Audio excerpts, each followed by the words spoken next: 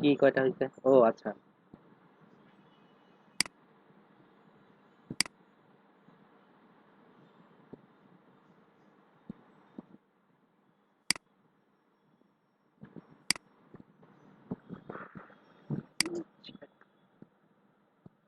হ্যাঁ, 500 হয়ে গেছে। তালি দেন সবাই, কংগ্রাচুলেশন দেন আমার।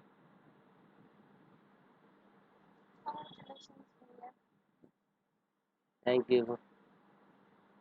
একজনের কাছ থেকে শুধু সবাই মিলে একসাথে তালি দিবেন তো, তাহলে তো বিষয়টা শুনতে ভালো লাগবে। হ্যাঁ, একজন দায়িত্ব নিয়ে 1 2 3 বলেন। আর এই যে দুলালদের তো আবার মনে হয় মাইকে সমস্যা। যাদের মাইকে সমস্যা নেই, আপনারা হচ্ছে মাইকটা আনমিউট করেন। ও ও আচ্ছা। এই যে হাজেরা খাতুনের মিউট রয়েছে, মুন্নার মিউট রয়েছে, শরীফের মিউট রয়েছে, সুজন খান মিউট রয়েছে। সবাই আগে আনমিউট করেন। আনমিউট করে তারপরে একজন 1 2 3 বলেন, বলে তারপরে তালি মারেন।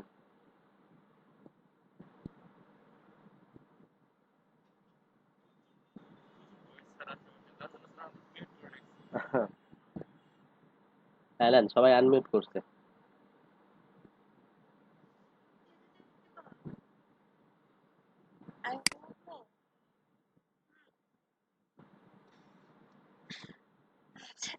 সে যদি তো সাবস্ক্রাইবই করে নাই।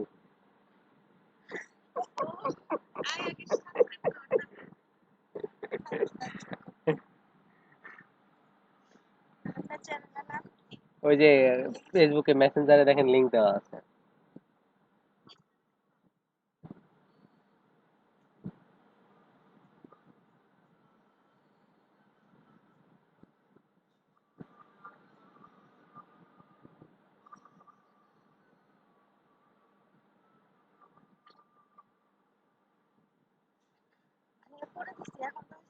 হ্যাঁ হ্যাঁ হয়েছে, থ্যাংক ইউ। ঠিক আছে, থ্যাংক ইউ। এরকম করে যদি আমি সাবস্ক্রাইব নিতাম, তাহলে পরে আমার এতদিন 2 3 হাজার সাবস্ক্রাইবার হয়ে যেত।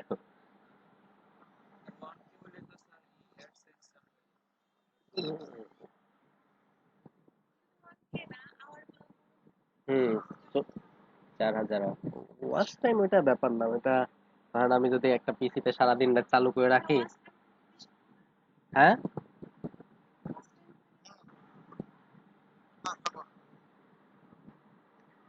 ওয়াচ টাইম বিষয় না ওইটা। মনে করেন যে আপনার এই আমার তো এক্সট্রা পিসি আছে, ওইটাতে আমি আলাদা মেইল দিয়ে লগ ইন করে যদি 24 ঘন্টা চালু করে রাখি, তো দেখা যাবে যে হয়ে যাবে, বেশি টাইম লাগবে না।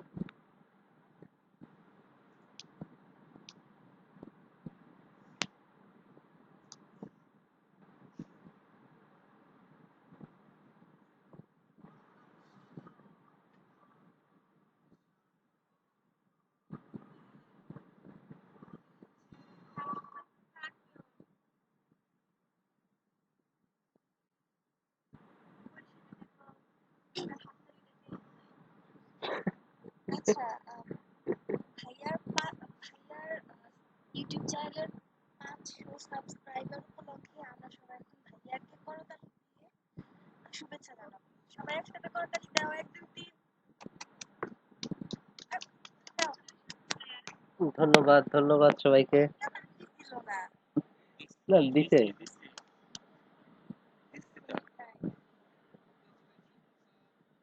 যে আপনাদেরকেও ধন্যবাদ সাথে থাকার জন্য। হাত, হ্যাঁ হাত তুলছে দেখেন।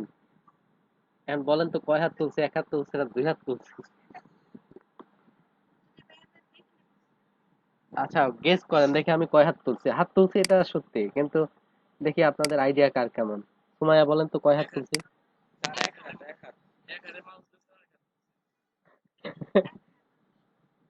1 হাত।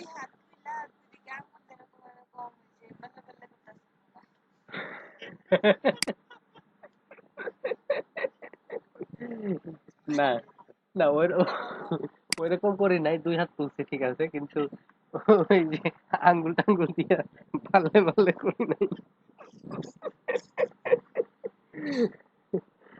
যাক, সকালবেলা অনেক মজা হয়ে গেল আজকে, না?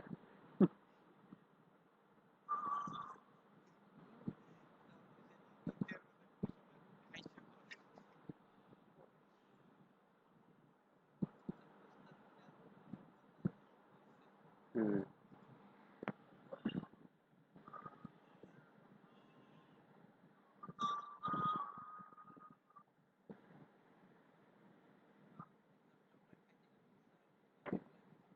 হুম।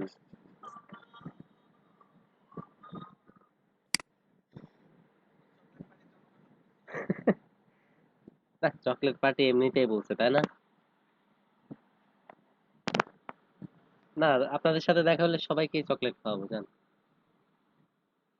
খুশিকে না হয় একটু বেশি খাওয়াবো। তো আবার ওই যে সাথে লাইক টাইকও করে দিছে।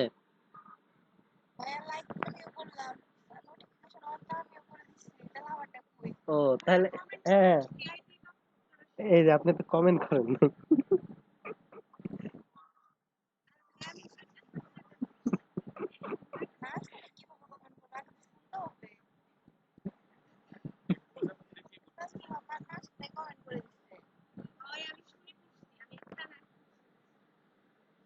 জি, বলেন।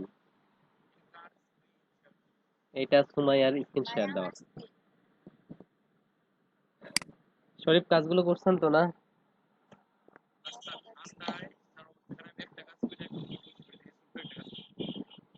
তাহলে তো হলো না। আপনার নিজেরই যদি কাজ না করা হয় তাহলে তো কেমন হলো?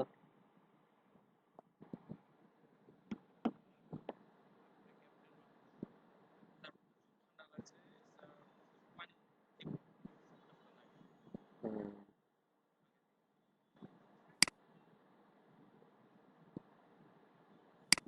যাক, খেলাটা নিয়ে ভালোই মজা হয়েছে, বুঝছেন? হ্যাঁ, না, এই যে ভেতরের যে কালারটা আর কি, ওই- এই যে হলুদ, মানে অরেঞ্জের ভিতরে যে একটা হলুদ টাইপ কালার আছে না, এই কালারটা সেম হয় না। টাইট ওভার তুলতে সেম কালার দিয়ে দেন।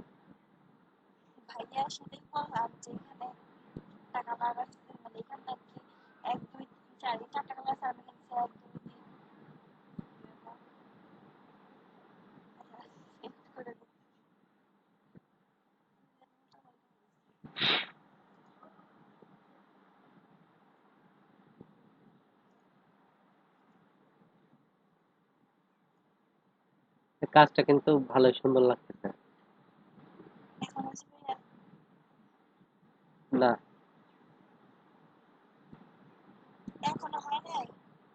না হয় না। ওই যে আপনার বডির সাথে যে কালারটা না, একটু ইয়েলো, ওইটা মনে হচ্ছে সেম ইয়েলোটা আসে নাই ওই আগের প্রজাপতিতে যেটা, ওটাতে সেম কালারটা আসে না। আপনি ওই কোনটার কথা বলছে আপনি কি বুঝতে পারতেছেন? হ্যাঁ, হ্যাঁ, হ্যাঁ।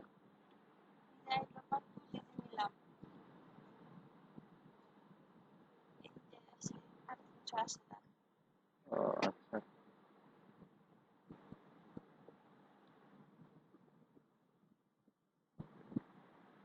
হুম, ঠিক আছে। ওকে, সুন্দর হয়েছে। দেখেন, ট্রাই করলেই তো পারা যায়, তো ট্রাই করলে আপনারা কি এটা করতে পারেন না?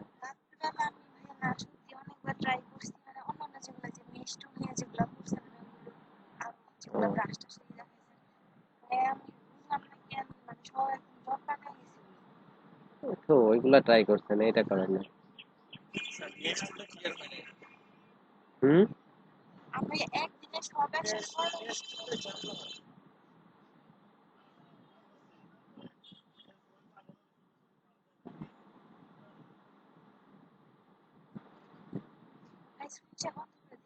আচ্ছা।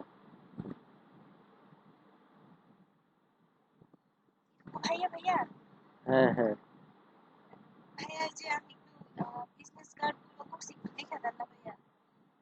হ্যাঁ, শেয়ার দেন।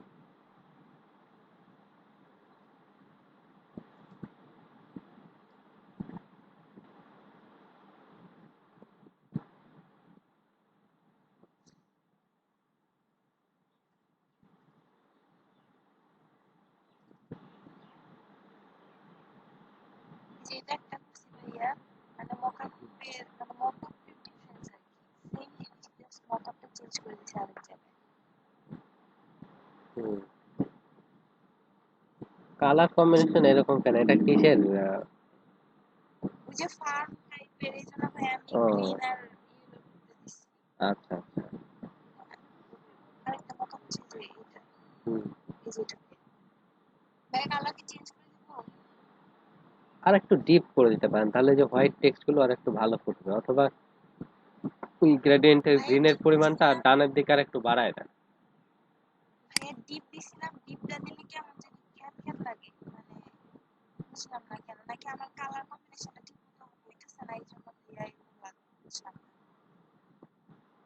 আপনার এই যে এদিকে ইয়েলোর পরিমাণটা মনে হচ্ছে একটু একটু কমানো যেত, বেশি ইয়েলো ইয়েলো লাগতেছে।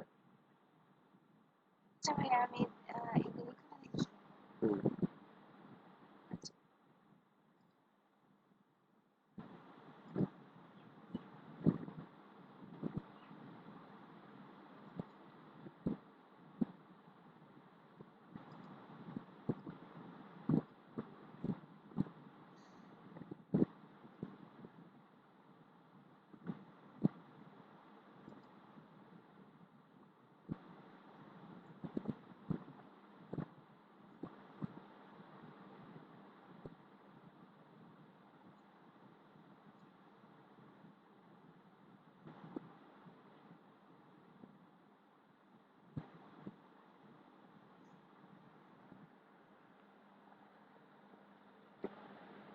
আচ্ছা, বাকিদের কাজগুলো দেখান।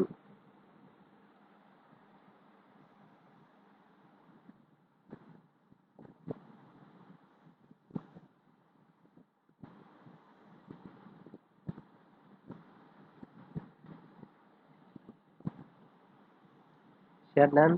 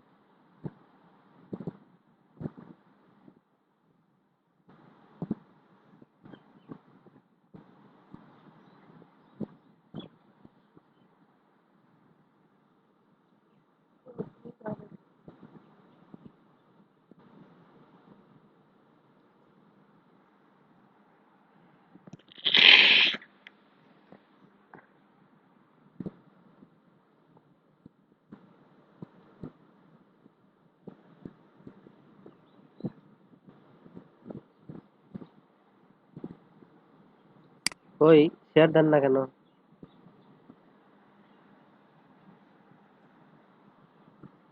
আচ্ছা দুলাল হোসেন, আপনি শেয়ার দেন দেখে আপনি কি কাজ করছেন গতকাল।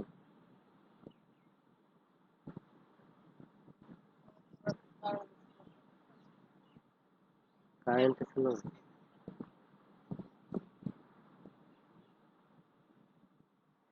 আচ্ছা হাজরা খাতুন।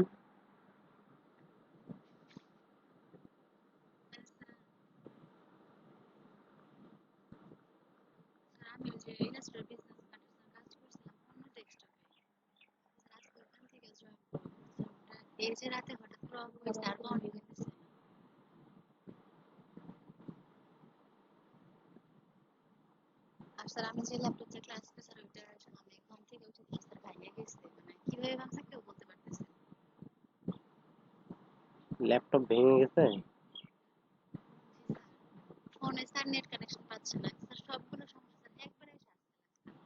হুম। ল্যাপটপ ভাঙলো কিভাবে?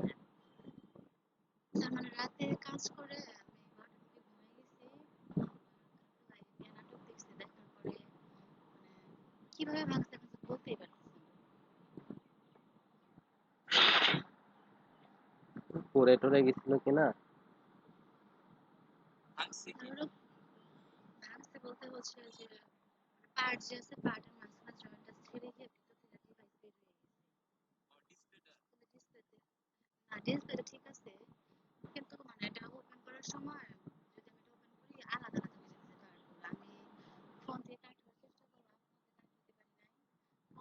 নেটওয়ার্কই পাচ্ছে না, মানে ওয়াইফাইও না, ডাটাতেও পাচ্ছে না।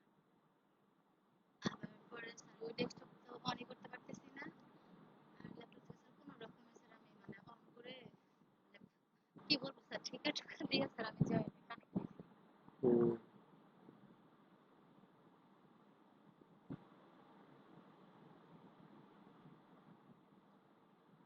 এগুলো স্যার এখন কিভাবে মানে কি ঠিক করে স্যার আমার মাথা ঘুরতেছে আজকে, আমার মানে ভালোই লাগতেছে না কোনো কিছু।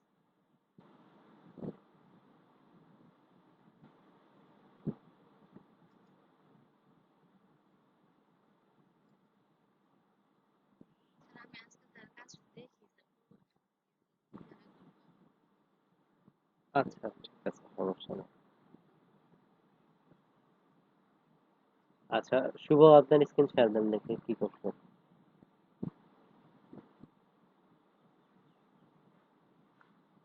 ইয়া জি। ওই বিজনেস কার্ডের ওই ব্যাকগ্রাউন্ডের যে কালারটা ওইটা যদি আমি ব্লু আর মানে রয়্যাল ব্লু আর স্কাই ব্লুর মধ্যে যদি একটা কম্বিনেশন করে দিই তাহলে কেমন হবে? কি কালারের? মানে রয়্যাল ব্লু আর যে স্কাই ব্লু, হ্যাঁ। মানে যদি ওই গ্রিন আর ইয়েলো বাদ দিয়ে যদি এই দুইটা কালার দিয়ে দিই তাহলে মানে কেমন হবে? বাট ভাইয়া এটা একটা আপনার ফার্মের আর কি ফার্মের মধ্যে আপনার ওই যারা কালার কিভাবে স্টার্ট, দিবেন? আপনি যে কালার দিচ্ছেন এটাই ঠিক আছে, এটাই একটু জাস্ট আপনি একটু কমা বাড়া করিয়ে দেখেন আর কি। কিন্তু ভাইয়া ওইখানে যারা যারা সাবমিট করছে না সবাই গ্রিন আর হচ্ছে গ্রিনের উপরে করে দিচ্ছে। পছন্দ করছো ওদেরটা? স্টার দিছে? না না, স্টার মেবি দিছে, আমরা সকাল থেকে দেখছিলাম, আমি দেখতেই পারতেছি না সকাল থেকে। ও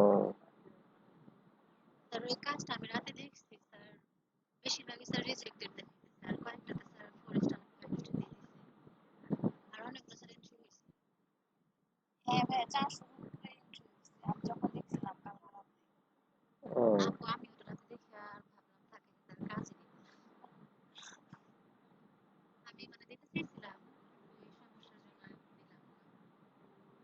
ইলাস্ট্রেটর একটা বিজনেস কার্ড করছে, সেটাও তো মানে একটা লোভনীয় হইতেছে না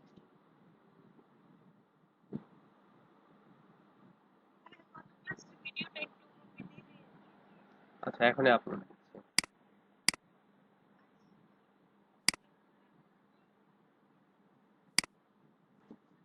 কোনটা করছেন? কোনটা করছেন? এটা?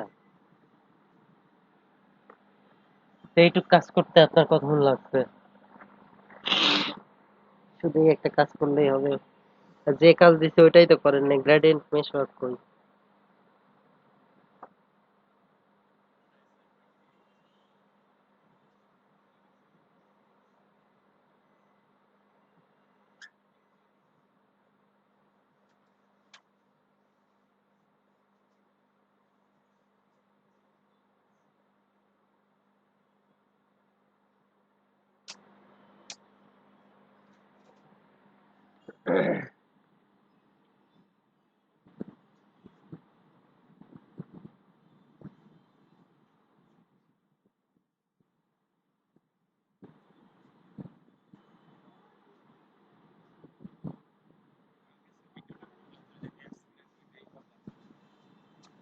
মেশের টিউটোরিয়াল না আপনাদের হচ্ছে গ্রুপে একজন দেখলাম ইউটিউব লিংক দিয়ে দিচ্ছে, শাহাদত কে জানি।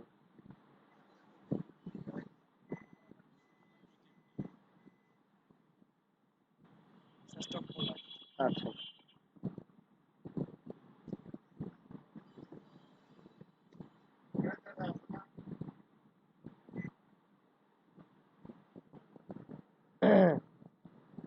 আর কারটা দেখবো? খুশি কি কাজ করছেন গতকাল?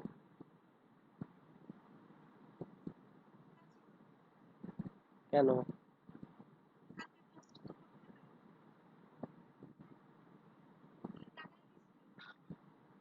ও আজকে ভিডিও দেখে কালকে কাজ সবার কালকে হুম। রাখছি। আর এখন কি করতেছেন? এখন কি করছেন? এখন ভাই সবার কাজগুলো দেখি কে কি করে আর মানে সবার কথা শুনতেছি। ও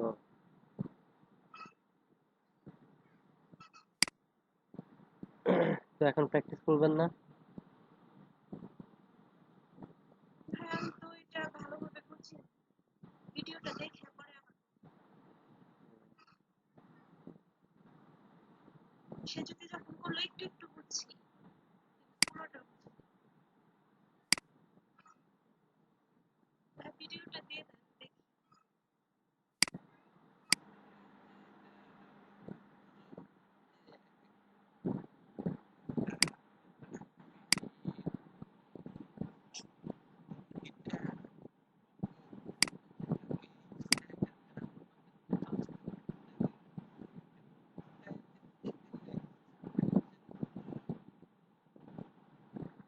দেখি শেয়ার দেন তো দেখি।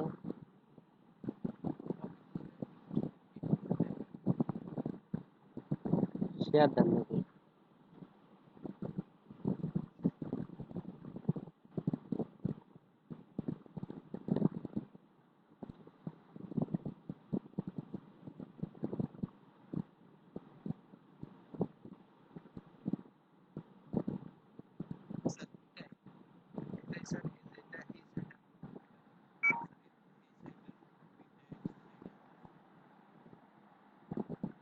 এইটা ডান সাইডে নেবেন আবার।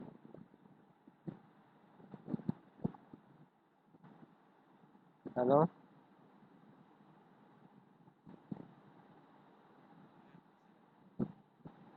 মানে এটা আপনি ওই রিফ্লেক্ট করে ওই পাশে নিতে যাচ্ছেন? আচ্ছা, এটাকে গ্রুপ করে নেন, অন্তত দুইটাকে গ্রুপ করেন।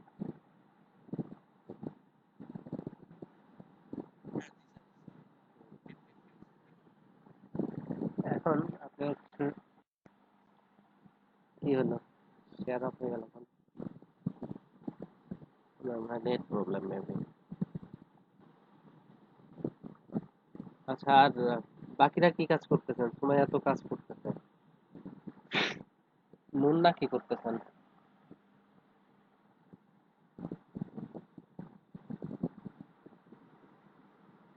মুন্না শুনতে পাচ্ছেন? আপনি কি কাজ করতেছেন? হ্যাঁ, আপনি কি কাজ করছেন? হুম,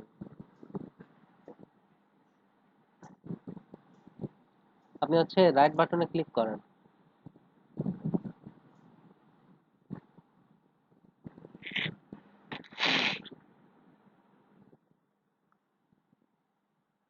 রাইট বাটনে ক্লিক করেন, করে দেখেন রিফ্লেক্ট অপশন আছে ওই যে প্রজাপতির এখানেই, যেটা সিলেক্ট করে রাখছেন ওটার ভিতরে রাইট বাটন ক্লিক করেন।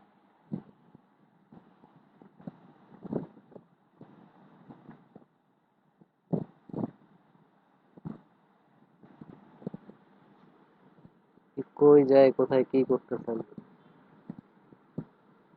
হ্যাঁ, ওই যে ট্রান্সফর্ম।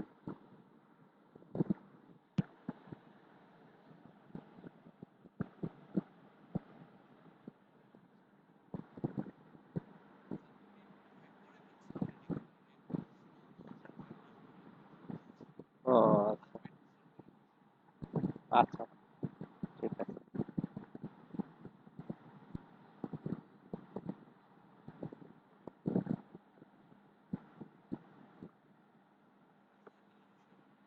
আচ্ছা, ঠিক আছে।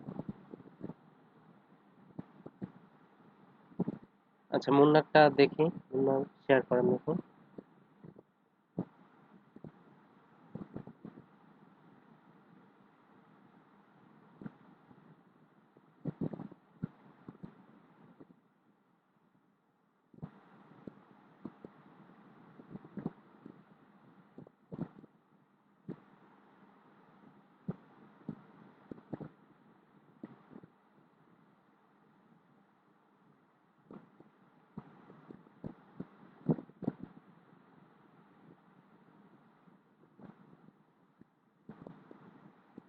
হুম, গুড,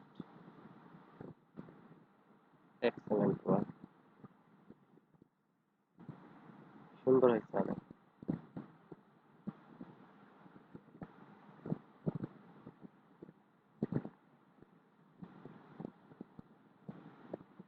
মানে কাজটা যদি না করতেন আপনারা দেখে প্রথম মনে করতেন যে ওরে বাবা কি কঠিন কাজ। এখন দেখেন এই কাজটা কিন্তু আসলে মূলত সহজ একটা কাজ, আপনারা চাইলেই করতে পারেন।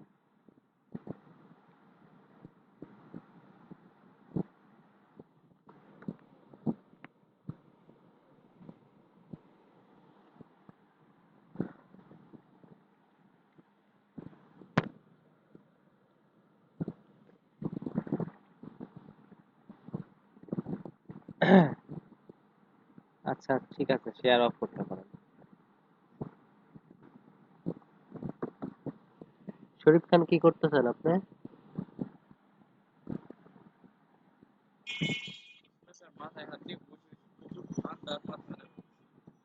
ও আচ্ছা ঠিক আছে, আমরা এখন ব্রেক নেই। হুম, ঠিক আছে এখন ব্রেক দেই, দেন হচ্ছে ব্রেকের পরে আমরা আবার নতুন কিছু দেখবো না, বা যে গ্রেডিয়েন্ট মেশ নিয়ে প্রবলেম আছে ওই বিষয়টা আবার রিপিট করবো, ঠিক আছে? হ্যাঁ, হ্যাঁ।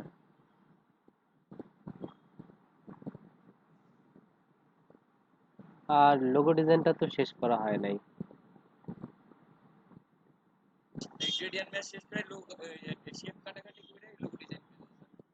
হুম, গ্রেডিয়েন্ট দিয়ে তো শেপ কাটাকাটি হয় না, গ্রেডিয়েন্ট তো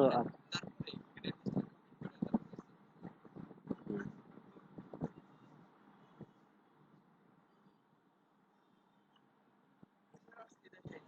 হুম। লোগো ডিজাইন তো করে দেখানোর কিছু নাই, লোগো ডিজাইনের থিওরিক্যাল বিষয় আপনাদেরকে বোঝাইতে হবে যে কিভাবে আপনারা লোগো ডিজাইন জেনারেট করবেন, কনসেপ্ট জেনারেট করবেন। আর লোগো ডিজাইন তো আপনাদেরকে অলরেডি দেখাইছি, আপনাদের এই যে অলিম্পিক লোগো দেখাইলাম, গুগল ক্রোম লোগো দেখালাম, রবি লোগো দেখাইলাম, এরকম আরো 100টা দেখাইলেও তো লাভ নাই, কিভাবে নিজে ইউনিক কনসেপ্ট জেনারেট করবেন সেটা দেখাইতে হবে আপনাদের। তারপরে কত কত ধরনের লোগো আছে, মানে আমরা কয় প্রকারের লোগো আমরা করতে পারি, ঠিক আছে, এই বিষয়গুলো সম্পর্কে আপনাদেরকে জানাতে হবে। এগুলো আমরা বিরতির পর জানবো, ঠিক আছে? 20 মিনিট ব্রেক নেই আমরা, 10টা 50 বাজারকে 11টা 10 থেকে আমরা শুরু করবো, রাইট 11টা 10 থেকে। তো রাইট টাইমে সবাই চলে আসে। আসসালামু আলাইকুম স্যার। ওয়ালাইকুম আসসালাম। কে হাফিজ? স্যার জি স্যার, একদম ব্রেকের টাইমে এসে বললাম স্যার। হ্যাঁ, ভালো। মিস করতেছি আর কি স্যার সবাইকে। কি করতেছেন আপনি এখন? এখন স্যার এই যে স্টাডি করলাম, প্রিপারেশন নিতেছি আর কি, খাতাপত্র রেডি করলাম স্যার। ও, এত প্যারা স্যার, মানে কি বলবো স্যার, ভার্সিটি যেটা কি উদ্যোগ নিয়েছে আল্লাহই জানে। তাদের আবার রুচি জ্ঞান একদম সেই, যেমন স্যার টপ শিট দিতে হবে তাদেরকে, ডিক্লারেশন একটা দলিল পত্র আর কি স্যার, যে হুম। আমি কোনো নকল করবো না, চুরি করবো না, কোনো কিছু দেখার চেষ্টা করবো না, এটা স্যার একটা শর্ট বই আহ, বানাইতে হবে। আচ্ছা এক কাজ করেন, ব্রেকের পরে থাকার ট্রাই করেন, আপনার হচ্ছে লোগো ডিজাইনের গুরুত্বপূর্ণ কিছু বিষয় দেখাবো, ঠিক আছে? আচ্ছা স্যার, জয়েন করার চেষ্টা করবো 12টা থেকে আমার এক্সাম স্যার। ও আচ্ছা, ঠিক আছে। আচ্ছা স্যার, একটু স্যার দেখে গেলাম সবাইকে স্যার, ভালো লাগতেছে না স্যার। হ্যাঁ, ওকে। দেখেন কনসেপ্ট অফ লোগো ডিজাইন, তো আমি ওই দিন কয়েকটা স্টেপ বলছিলাম। তো ফার্স্টে ছিল কি, হোয়াট ইজ লোগো, লোগো ডিজাইনটা কি? লোগো হচ্ছে কি কোনো সিম্বল বা প্রতীক যেটা দেখে কোনো কোম্পানি বা ব্র্যান্ডকে আইডেন্টিফাই করা যায়। দেন লোগো ডিজাইনের জন্য যে টিপস গুলো ছিল তার মধ্যে সর্বপ্রথম যেটা ছিল সেটা হচ্ছে কি, লার্ন লোগো, অর্থাৎ লোগো শেখা। এই লোগো মাস্ট বি সিম্পল, অর্থাৎ লোগোটা খুব সিম্পল হতে হবে। তারপরে কি ছিল, এই লোগো মাস্ট বি মেমোরেবল, যে লোগোটা মনে রাখার মতো স্মরণীয় হতে হবে। এটা হচ্ছে লোগো মাস্ট বি ইন্ডিয়ারিং, যে লোগোটার স্থায়িত্বকাল যেন 10 20 50 বছরের এরকম অনেক বেশি হয় সেরকম। দেন হচ্ছে এই লোগো মাস্ট বি ভার্সেটাইল, যে লোগোটা ভার্সেটাইল হতে হবে। তারপরে কি ছিল, যে লোগো মাস্ট বি অ্যাপ্রোপ্রিয়েট, এই লোগোটা যথাযথ হতে হবে। আচ্ছা, তো এখন আমরা তো এই বিষয়গুলো নিয়ে কথা বলেছিলাম। তো এখান থেকে এক্সাম্পল হিসেবে আমরা নাইকের লোগোটা দেখতে পারি। সেক্ষেত্রে সেই নাইকের লোগোটা খুবই সিম্পল, জটিল কিছুই নাই। Then সেই সাথে দেখেন লোগোটা স্মরণীয়। তারপর হচ্ছে লোগোটা স্থায়িত্বকালটা অনেক দিন, সেই 1971 সালে লোগোটা আবিষ্কার হয়েছে, 50 বছর অলরেডি হয়ে গেছে সেদিক থেকে। তো আরো আগামী 50-100 বছরে মনে হয় না যে এই লোগোটা চেঞ্জ করার দরকার আছে, এটা এমনিতেই ইউনিক। তারপর হচ্ছে লোগো মাস্ট বি ভার্সেটাইল, যে লোগোটা অনেক কিছু বোঝাবে এই লোগোটা দ্বারা, সেরকম নাইকের লোগোটা দ্বারা কিন্তু অনেক কিছুই বোঝায়। দেন হচ্ছে লোগো মাস্ট বি অ্যাপ্রোপ্রিয়েট, যে লোগোটা যথাযথ হতে হবে যে কাজের জন্য আমি করছি। দেন নেক্সটে আসি, establish your own design process. তো এখানে কিছু স্টেপ দেওয়া ছিল। ফার্স্টে ব্রিফ করতে হবে, তারপর রিসার্চ করতে হবে, তারপর রেফারেন্স, তারপর হচ্ছে স্কেচিং এন্ড কনসেপচুয়ালাইজিং, অর্থাৎ স্কেচ করতে হবে আগে কিন্তু হ্যান্ড স্কেচ, তারপরে হচ্ছে সফটওয়্যারে আপনি স্কেচ করবেন।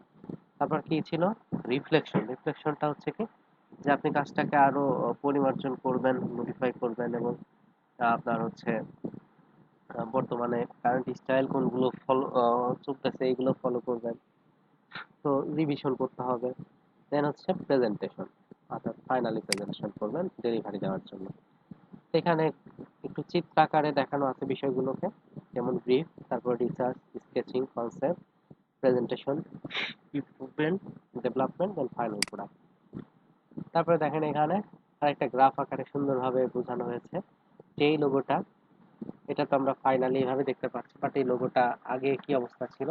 এই লোগোটা আগে ছিল এইরকম, যে আগে পেন্সিল দিয়ে এভাবে আগে ড্র করা হয়েছে আগে। দেন তারপরে ডিজিটাইজিং, ডিজিটাইজিংটা করা হয়েছে ইলাস্ট্রেটরে।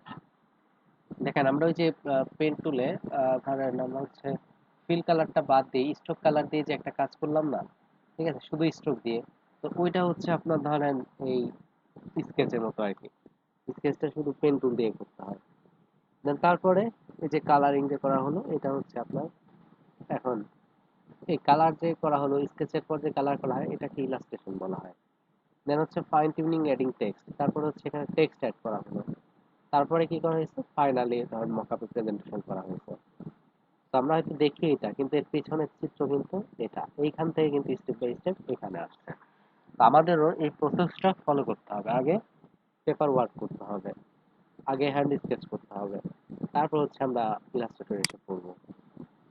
দেন এখানে আমাদের মূলত কনসেপ্টটা যে জায়গা থেকে ডেভেলপ হবে সেটা হচ্ছে এই পয়েন্টটা, এখানে আস্ক দ্য রাইট কোশ্চেন, যে ক্লায়েন্টকে সঠিক কোশ্চেন জিজ্ঞাসা করা।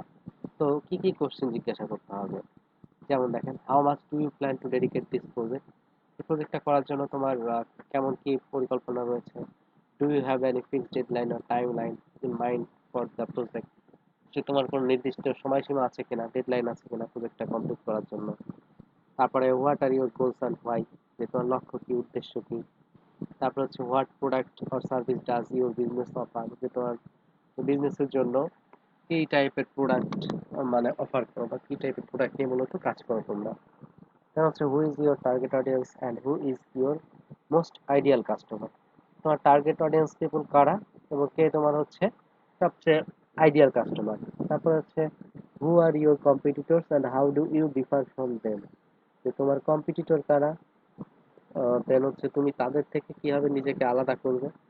তো এই কোশ্চেনটা আপনাকে জানতে হবে। Then what was the idea behind the business plan, যে তুমি যে কোম্পানির নাম রেখেছো এই কোম্পানির নামের পেছনে উদ্দেশ্য কি। যেমন ধরেন আমাদের কোম্পানির নাম হচ্ছে ইউআই ল্যাব, তো ইউআই ল্যাব নামের পেছনে কারণ যদি জিজ্ঞাসা করেন তাহলে বলবো যে ইউআই ল্যাব মানে হচ্ছে আপনার ইউআই তে বোঝানো হয় আপলোড ইয়োর সেলফ, ঠিক আছে, আপলোড ইয়োর সেলফ, অর্থাৎ নিজেকে তুলে ধরো বা নিজেকে উপস্থাপন করো, বা নিজের প্রতিভাকে এখানে ধরেন আপনার বিকশিত করতে হবে। তো এটা হচ্ছে কি, নিজেকে প্রমাণ করার জায়গা হচ্ছে ইউআই ল্যাব। এটা হচ্ছে নামের অর্থ। তো এরকম ভাবে বিভিন্ন নাম রয়েছে। আহ, যে কোনো বিজনেসেরই যে নামটা থাকে সেটা নিঃসন্দেহে ওই কোম্পানির বা ওই বিজনেসের একটা মানে চিন্তা ভাবনা থেকেই কিন্তু নামটা দেওয়া হয়। কেউ দেখা যায় যে নিজের নামে করে, কেউ দেখা যায় যে হচ্ছে মায়ের নামে করে, হয়তো মাকে ভালোবাসে সেই নাম থেকে করলো। কেউ হয়তো বা আপনার বউয়ের নামে করে, ঠিক আছে। দেন কেউ হচ্ছে মনীষীদের কোনো একটা উক্তি যেটা হচ্ছে তার ভালো লাগছে, হয়তো বা সেখান থেকে নিয়েও কিছু একটা নিয়ে করতে পারে। তো এরকম ভাবে আপনার এক একজন এক একটা নাম নামে কিন্তু করে থাকে। তো প্রত্যেকটা বিজনেসম্যানের পিছনে এরকম আসলে কিছু কারণ থাকে। তো তাকে জিজ্ঞাসা করলে কিন্তু এই কারণগুলো পাওয়া যাবে। এখন এই কোশ্চেনের অ্যান্সার গুলো যখন আসতেছে তখন কিন্তু আমরা বুঝতে পারবো যে আসলে মানে আমার কিভাবে কাজটা করতে হবে। কারণ আমি জানবো যে কতদিন কাজের জন্য সময় আছে, এটা আমার একটা বিষয় জানা হলো। তারপরে যখন আমি জানবো যে কোন নির্দিষ্ট সময় আছে, সময়সীমা আছে কিনা, এটা সম্পর্কে জানা হলো। তারপর what are your goals and why, যে তোমার লক্ষ্য উদ্দেশ্য কি, অর্থাৎ সে কি করতে চাচ্ছে আসলে, বা তাদের কোম্পানি তারা কি করে, এই বিষয়গুলো যখন জানতেছে। তারপরে who is your target audience people, যে সে কোন ধরনের শ্রেণীর মানুষকে সে টার্গেট করতে চায়। তো হতে পারে শুধুমাত্র পুরুষদের টার্গেট করতে চায়, বা শুধুমাত্র মহিলাদের টার্গেট করতে চায়, অথবা বাচ্চাদের, অথবা বৃদ্ধদের হতে পারে, অথবা শুধু যুব সমাজকে টার্গেট করতে চায়। তো এরকম ভাবে, অথবা ছেলে মেয়ে উভয় হতে পারে। তো বিষয়টা জানতে হবে আপনাকে যে আসলে তারা কি টাইপের কাজ করে, এবং তারা হচ্ছে কাদেরকে টার্গেট করে আসলে কাজটা করতে চায়। এখন যাদেরকে টার্গেট করে কাজটা করবে তাদেরকে এখন অ্যাট্রাকশন করার জন্য কিন্তু তখন তিনি চিন্তা করবেন। তারপরে দেখেন প্রাইস ইউর ওয়ার্ক অ্যাকর্ডিংলি, যে আপনার কাজ অনুসারে আপনাকে প্রাইসটা ফিক্স করতে হবে। ঠিক আছে, প্রাইস ইউর ওয়ার্ক অ্যাকর্ডিংলি, কাজ অনুসারে আপনাকে প্রাইসটা ফিক্সড করতে হবে। দেখেন এই পয়েন্টটা অনেক ইম্পর্টেন্ট। এখন এটা আপনাকে ঠিক করতে হবে যে ক্লায়েন্টের আসলে ব্যাকগ্রাউন্ড বুঝে। ঠিক আছে, ধরেন ক্লায়েন্টের ব্যাকগ্রাউন্ড যদি ভালো হয় সেক্ষেত্রে আপনি ভালো বাজেট আপনি নিতে পারেন। আবার যদি ক্লায়েন্টের ব্যাকগ্রাউন্ডটা খুব বাজে হয় বা খারাপ হয়, মানে সে অত, তার অবস্থা ভালো না, তাহলে কিন্তু তাকে আপনি বিগ একটা অ্যামাউন্ট বললেও সে আপনাকে দিয়ে কাজটা করাতে পারবে না। এখন সাপোজ আপনাদের থেকে আমি একটা আইডিয়া নিব, আপনাদের মধ্যে তো অনেকে রয়েছে। তো এখন সাপোজ ধরেন গ্রামীণ ফোন কোম্পানির জন্য একটা লোগো ডিজাইন করতে হবে। এখন আপনাদেরকে জিজ্ঞাসা করবো যে আপনারা গ্রামীণ ফোনের জন্য মানে কত বাজেট চাইবেন গ্রামীণ ফোনের একটা লোগো করার জন্য। মানে একটা ওপেন কন্টেস্ট, যে কেউ তার ইচ্ছে মতো বাজেট বলতে পারে, কোনো নির্দিষ্ট বাজেট এখানে বলে দেওয়া নেই। বাজেটটা এখানে আনলিমিটেড, যে যেরকম ইচ্ছা বলতে পারে। তো দুলাল হোসেন, আপনি বলেন আপনি কত হলে গ্রামীণ ফোনের লোগোটা করবেন, বা গ্রামীণ ফোনের লোগো করার ক্ষেত্রে আপনার বাজেট কত হবে?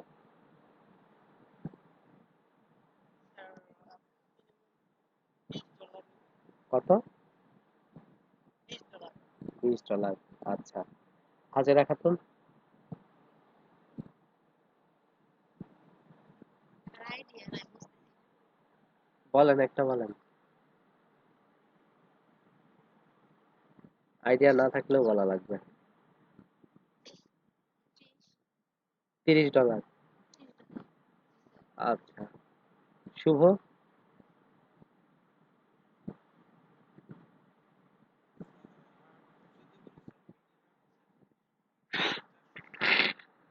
$300 থেকে $400। আচ্ছা, মুন্না?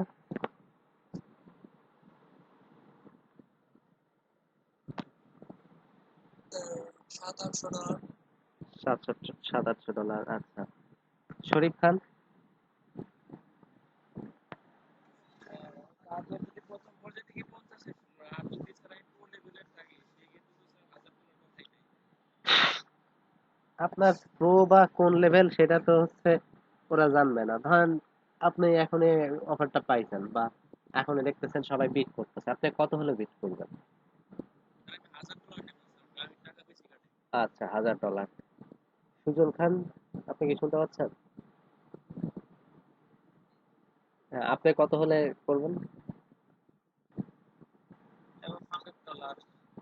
$100। আচ্ছা, সুমাইয়া? এর আগে আমি সার্ভে করে নিব যে এর আগে যে পুরো কাজটা কি করছে, কত ডলার নিছে, এগুলো সার্ভে করে তারপরে আমি বিষয়টা জানবো। ধরেন ইনফরমেশন আপনাকে দিল না যে আগে করছে, তাই সেই বাজেটটা তারা বলবে না আপনাকে। হ্যাঁ, আমি সামহাও বের করে নিবই।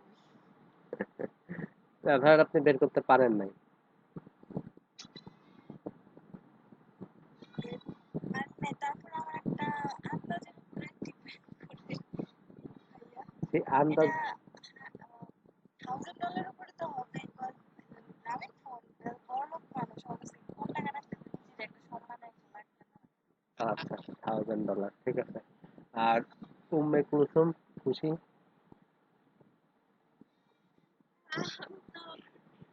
আমার তো আইডিয়াই নেই। আইডিয়া না থাকলে বলতে হবে। এখন একটা সংখ্যা বলতে হবে, তাই তো? হুম।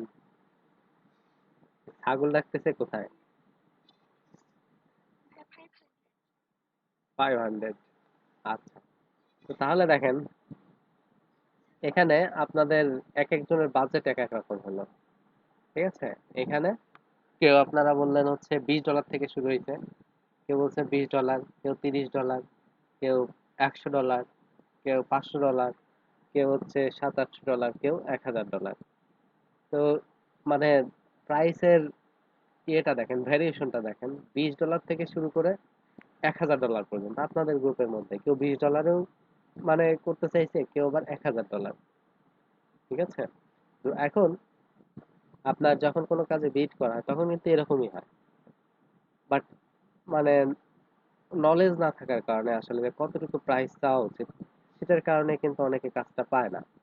এখন ধরেন গ্রামীণফোন আমরা জানি অনেক বড় একটা কোম্পানি, কোটি কোটি টাকার একটা কোম্পানি।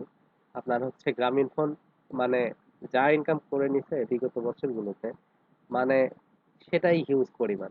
ওদের সমান মানে ওদের ধারে কাছেও কেউ নাই। এমনকি এখন যে ইন্টারনেটের জন্য যে ওরা আলাদাভাবে ট্যাক্স দিচ্ছে সেটাতে নাকি ওরা শীর্ষে আছে। মানে শুধু ইন্টারনেট, এই যে এমবি গুলো যে বিক্রি করে ওরা, শুধু ইন্টারনেট প্যাকেজ এইগুলো সেল করে ওরা অনেক টাকা ইনকাম করতেছে বর্তমানে। তো এখন বিষয় হচ্ছে যে আপনার গ্রামীণফোন এত বড় কোটি কোটি টাকার একটা কোম্পানি, তারা একটা লোগো $20 মানে কত, 8 × 16, আপনার হচ্ছে 1600 টাকা, 1500 টাকা। এখন গ্রামীণফোন তাদের একটা লোগো করাবে মাত্র মানে 1-1500 টাকায়, এটা আসলে কিভাবে আপনি কল্পনা করেন, ঠিক আছে। আপনি মাত্র কিভাবে 2000 টাকায় গ্রামীণফোন আপনাদেরকে দিয়ে লোগো করাবে। তারা এত বড় একটা বিষয়, যে লোগো হচ্ছে তাদের ব্র্যান্ড, যেটা দেখে মানুষ তাদেরকে চিনবে, তাদের কোম্পানিটাকে। তো এত কম বাজেট খরচ করে তারা হচ্ছে লোগো বানাবে। তারা তো নর্মালি একটা ডিজাইনের জন্য হয়তো এর চেয়ে বেশি বাজেট খরচ করে, আর লোগোটা হচ্ছে তাদের ব্র্যান্ড। তো অবশ্যই এটার জন্য তো বড় একটা বাজেট থাকবে, ঠিক আছে। হয়তো এটার জন্য গ্রামীণফোনের বাজেট আছে 1 লাখ টাকা, ঠিক আছে। বা ধরেন এটার জন্য গ্রামীণফোনের বাজেট আছে 10 লাখ টাকা। 10 লাখ টাকা যদি বাজেট হয় গ্রামীণফোনের লোগোর জন্য, এখন দেখেন এই যে কয়দিন আগে দেখেন একটা শেখ মুজিবুরের একটা লোগো কন্টেস্ট হলো। ওই কন্টেস্টে মনে হয় বাজেট ছিল আপনার 1 লাখ টাকা না 5 লাখ টাকা এরকম ছিল, ঠিক আছে। শেখ মুজিবের বর্ষপূর্তি 100 বছরের। তো এটার জন্য মেবি 1 লাখ না 5 লাখ টাকা বাজেট ছিল, ঠিক আছে। আর গ্রামীণ ফোনের লোগোর জন্য আপনার 10 লাখ টাকা তো বাজেট থাকতেই পারে। এখন ধরেন গ্রামীণ ফোনের বাজেট ছিল 10 লাখ টাকা, তারা হয়তো বা মনে মনে ঠিক করে রেখেছে। এখন আমার তো ভেতরে তো একটা অ্যামাউন্ট তো থাকে যে আমি দাম জিজ্ঞাসা করব, ঠিক আছে, কিন্তু আমার এটা একটা মনে মনে একটা প্রাইস ধরে রাখছি যে এত টাকায় আমি করাবো। তো এখন মানে আপনারা কেউ ওই দামটাই বলতে পারেন নাই। মানে সে করাবে 10 লাখ টাকা, আপনারা সবাই 1 লাখ টাকা বলতেছেন, কেউ $500 বলতেছেন, কেউ বা $20 বলতেছেন। তো সাপোজ যদি আপনি 8 লাখ টাকা বলতেন বা 12 লাখ টাকা বলতেন, এই ধরনের পার্সনের সাথে কিন্তু তারা কন্ট্যাক্ট করবে যে হ্যাঁ এরা কাছাকাছি আছে। কিন্তু এই যে যারা একবারেই মানে আহ, আওতার বাইরে, অর্থাৎ একবারেই ধরেন আপনি $1000 বলছেন বা $500, এটা আগেই বাদ দিয়ে দিবে, ঠিক আছে। প্রাইস শুনে বাদ দিয়ে দিবে, বলবে যে তার মানে এদের কোনো ও এক্সপেরিয়েন্স নাই ওরকম, বা এরা প্রো লেভেলের না, এদের কাজের কোয়ালিটি নাই, ঠিক আছে, বা এরা হয়তো আমাদের কাজ করার যোগ্যতা এদের হয় নাই। মানে আপনি একজন ভালো ডিজাইনার, এই যে আপনাদের মধ্যেই যে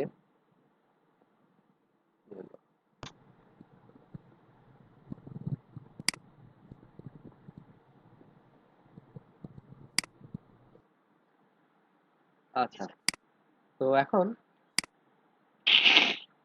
ওই দোকানদারের কাছে কোট প্যান্ট পরে একজন লোক আপনার একটা সে শার্ট কিনতে আসছে। তো এখন শার্ট কিনতে আসার পরে এখন হচ্ছে ওই একটা শার্ট দেখছে, দেখে ওর পছন্দ হয়েছে। এখন পছন্দ হওয়ার পরে এখন বলছে যে এই শার্টের দাম কত। তো তখন ওই দোকানদার যিনি উনি বলছে যে স্যার এই শার্টের দাম 1000 টাকা, ঠিক আছে। তো পরে উনি দেখে দেখে উনার অত তখন ভালো হয়নি, ও ভাবতেছে যে 1,000 টাকা মাত্র দাম, এই টাকায় কি আর ভালো শার্ট হবে। তো পরে উনি নেয় নাই, না নিয়ে উনি হচ্ছে অন্য দোকানে আবার চলে গেছে। পরে ওর পাশেই আর একটা আবার মানে লোক ছিল, আর একটা পাশে লোক ছিল, তো সে বলতেছে যে এক কাজ করেন, আপনি একটু সাইডে যান, তাহলে আমি বিক্রি করে দিচ্ছি। ঠিক আছে, পরে ও গিয়ে সাইডে দাঁড়াইছে, পরে একটু পরে ওই লোকটা ঘুরতে ঘুরতে আবার এদিকে আসছে। পরে বলে, স্যার এদিকে আসেন, এদিকে আসেন। তো পরে আসছে, পরে বলছে যে স্যার আপনি শার্ট দেখতে আসছিলেন, শার্ট নিলেন না? বলছে যে না, ওই শার্টটা অত ভালো না, আহ, 1,000 টাকা দাম। বলছে স্যার দামি শার্ট আছে তো আমাদের এখানে। বলে সে হচ্ছে বলছে স্যার নতুন একদম আসছে, খুব দামি একটা শার্ট, আপনার হচ্ছে নতুন ইম্পোর্ট করা। আহ,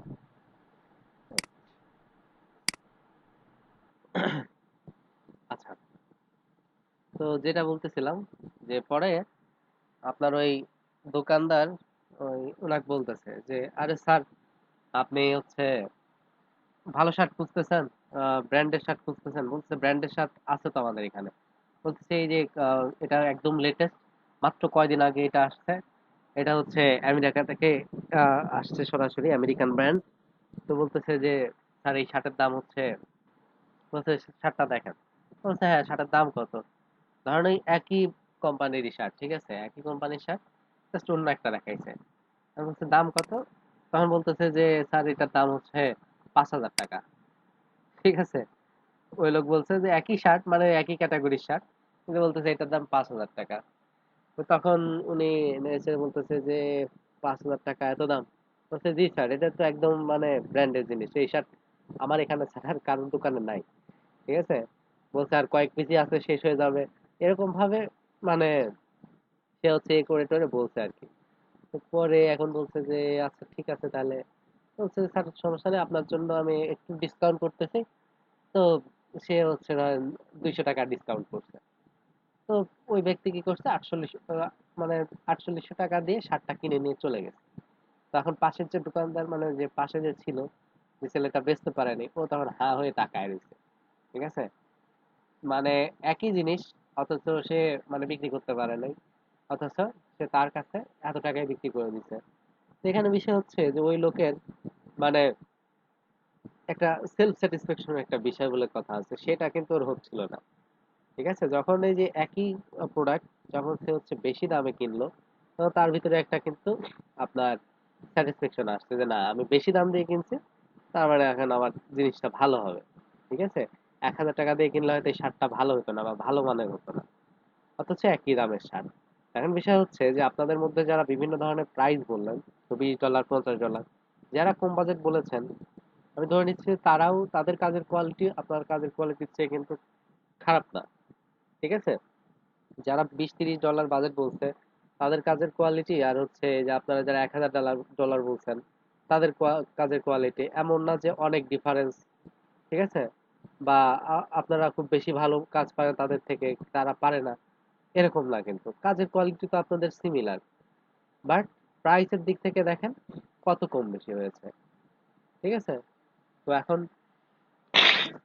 আপনি একজন ভালো ডিজাইনার হওয়া সত্ত্বেও, মানে আপনি যদি এরকম প্রাইস বলে ঠকে যান আসলে, বা প্রাইস আপনি সেইভাবে এক্সপেকটেশন অনুসারে না বলেন, তাহলে কিন্তু ক্লায়েন্ট বুঝবে না যে আসলে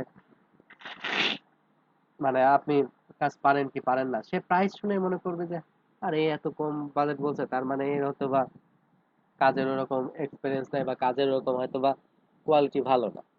ঠিক আছে, তো এই জন্য আপনার হয়তো বা ওইখানে আর কাজ পাওয়াটা হবে না, জাস্ট প্রাইস চেয়ে ধরা খাওয়ার কারণে।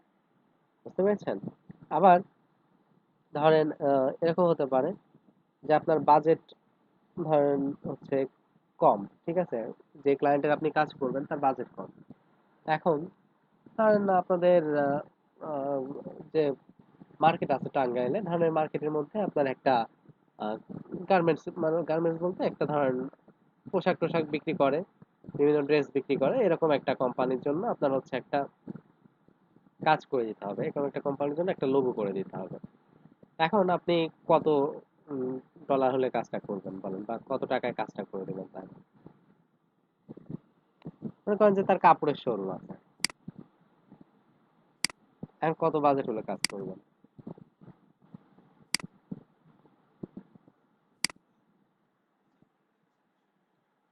$50। আচ্ছা, তারপরে দুলাল?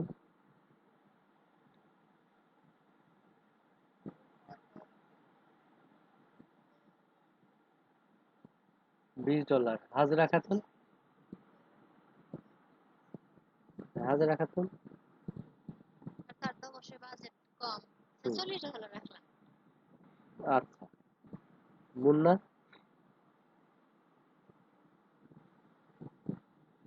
মুন্না কত হলে করবেন? This is around $50. $50।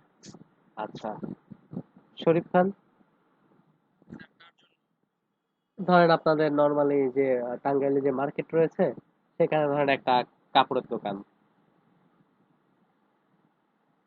ধরেন সেখানে বিভিন্ন ড্রেস টেস সেল করে। হুম।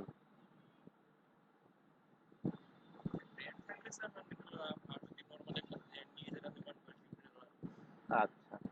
সুজন খান?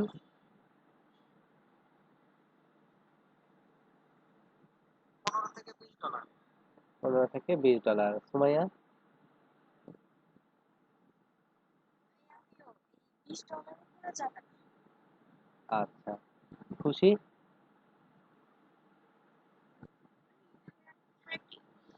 30$। আচ্ছা, আপনি সেফ জোনে আছেন, মানে 50 বলে নাই, 20 বলে নাই, মাঝামাঝি নিচ্ছেন। আচ্ছা।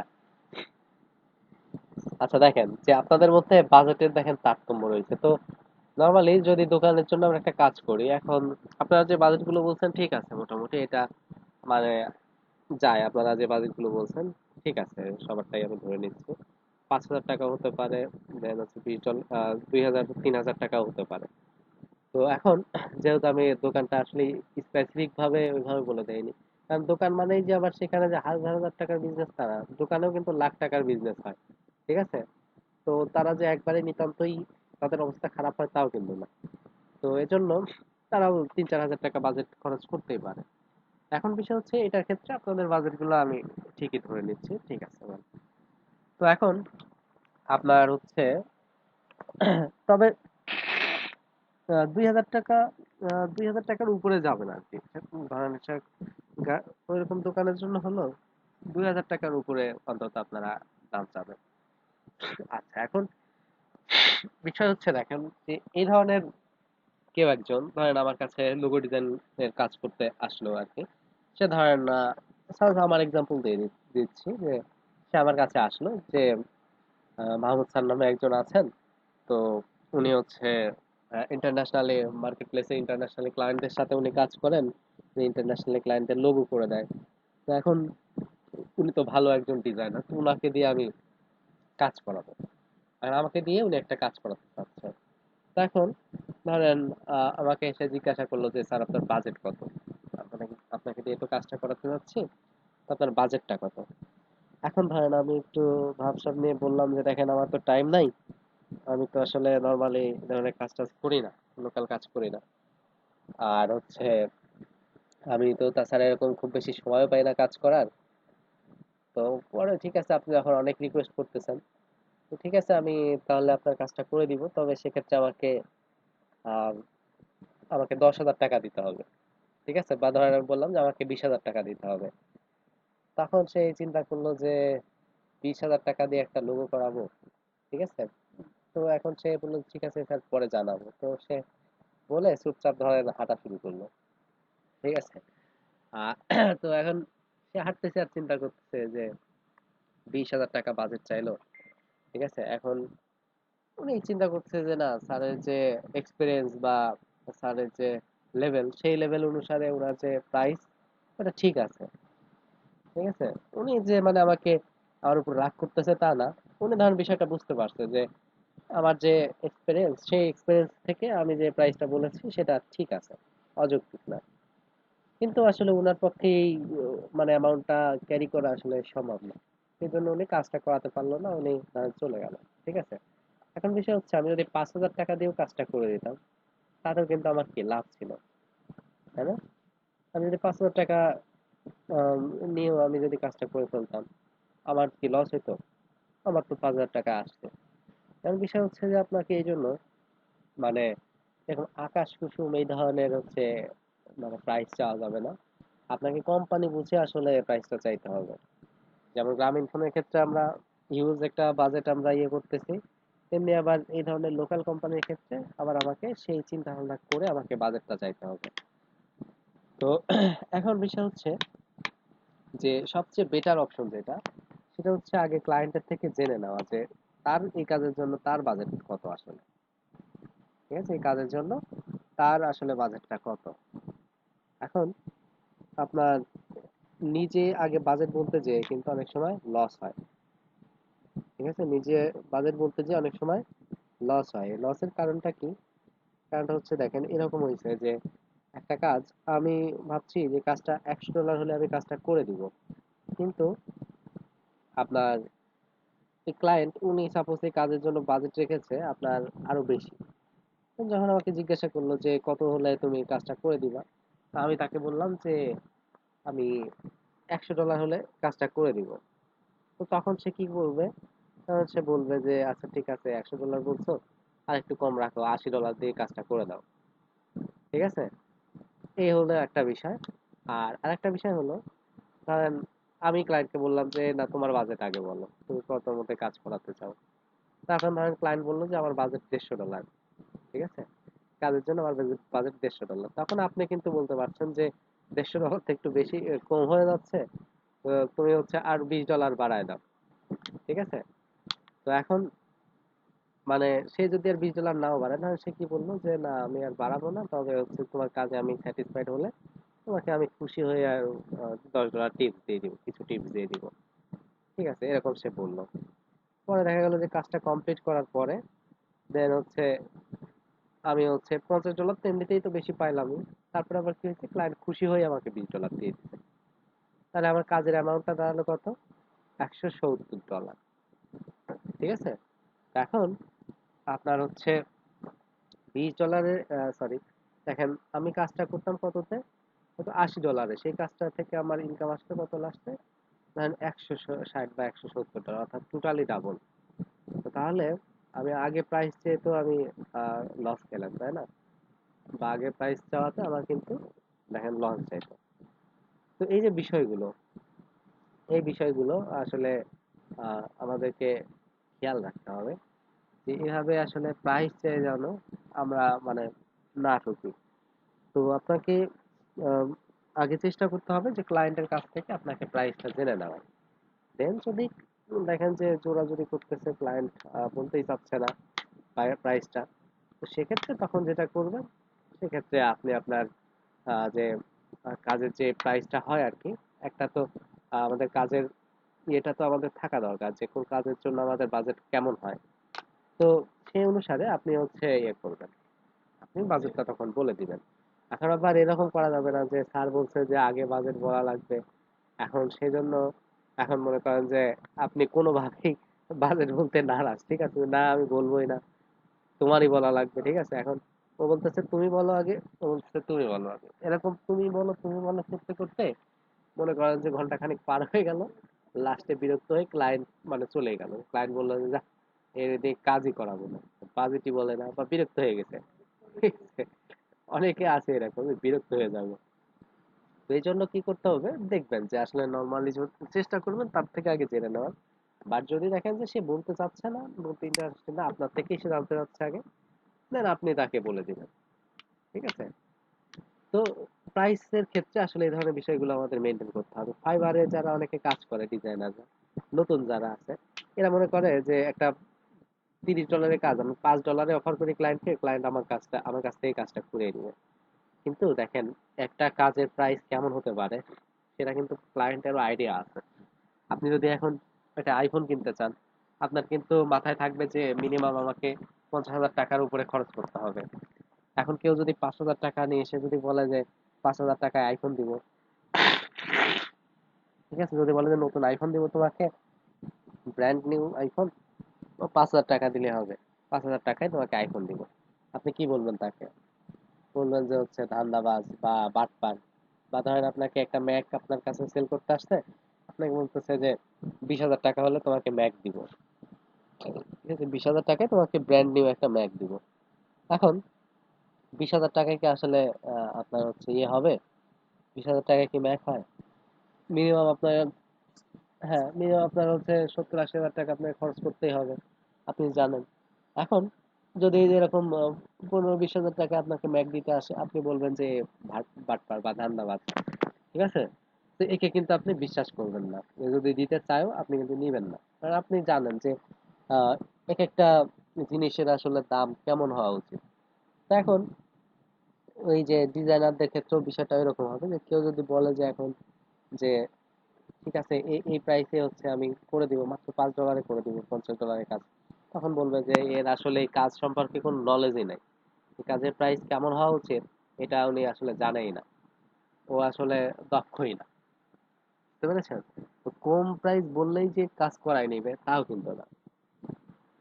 এই জন্য যে প্রাইসটাতে আমরা কাজ করব, অর্থাৎ কাজের যে প্রাইসটা হওয়া উচিত সেই প্রাইসে বলতে হবে।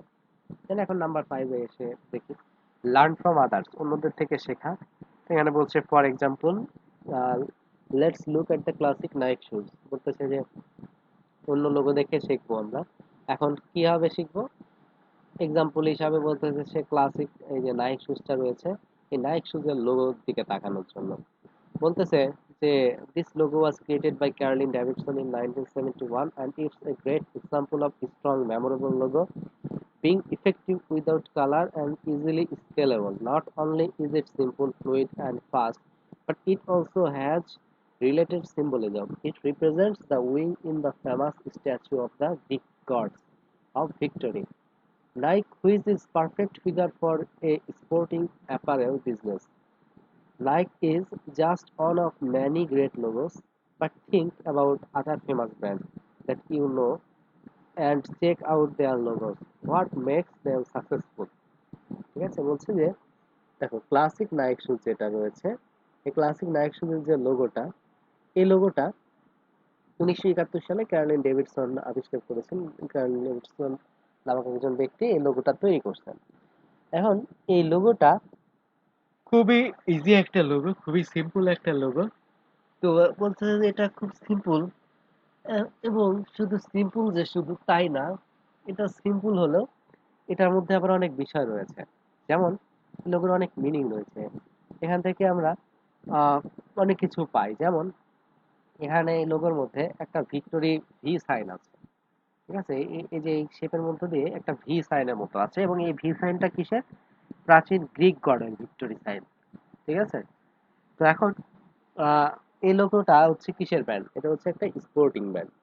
তো স্পোর্টসে যেটা হয় যে আপনার খেলাধুলার মধ্যে কিন্তু জয় বিজয়ের একটা বিষয় থাকে, ঠিক আছে? জয় পরাজয়ের একটা বিষয় থাকে এখানে।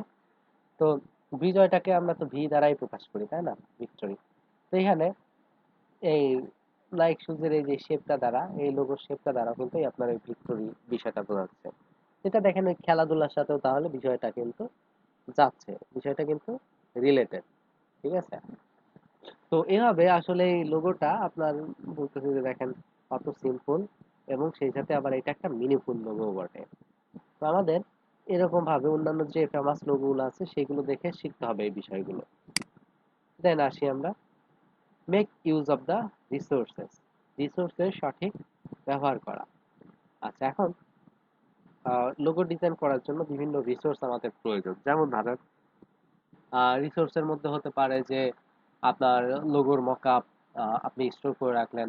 তারপর হচ্ছে আপনি কি বলে আর হচ্ছে লোগো ডিজাইনের জন্য জনপ্রিয় কি কি ফন্ট রয়েছে, ফন্টগুলো আপনি কালেকশন করে রাখতে পারেন।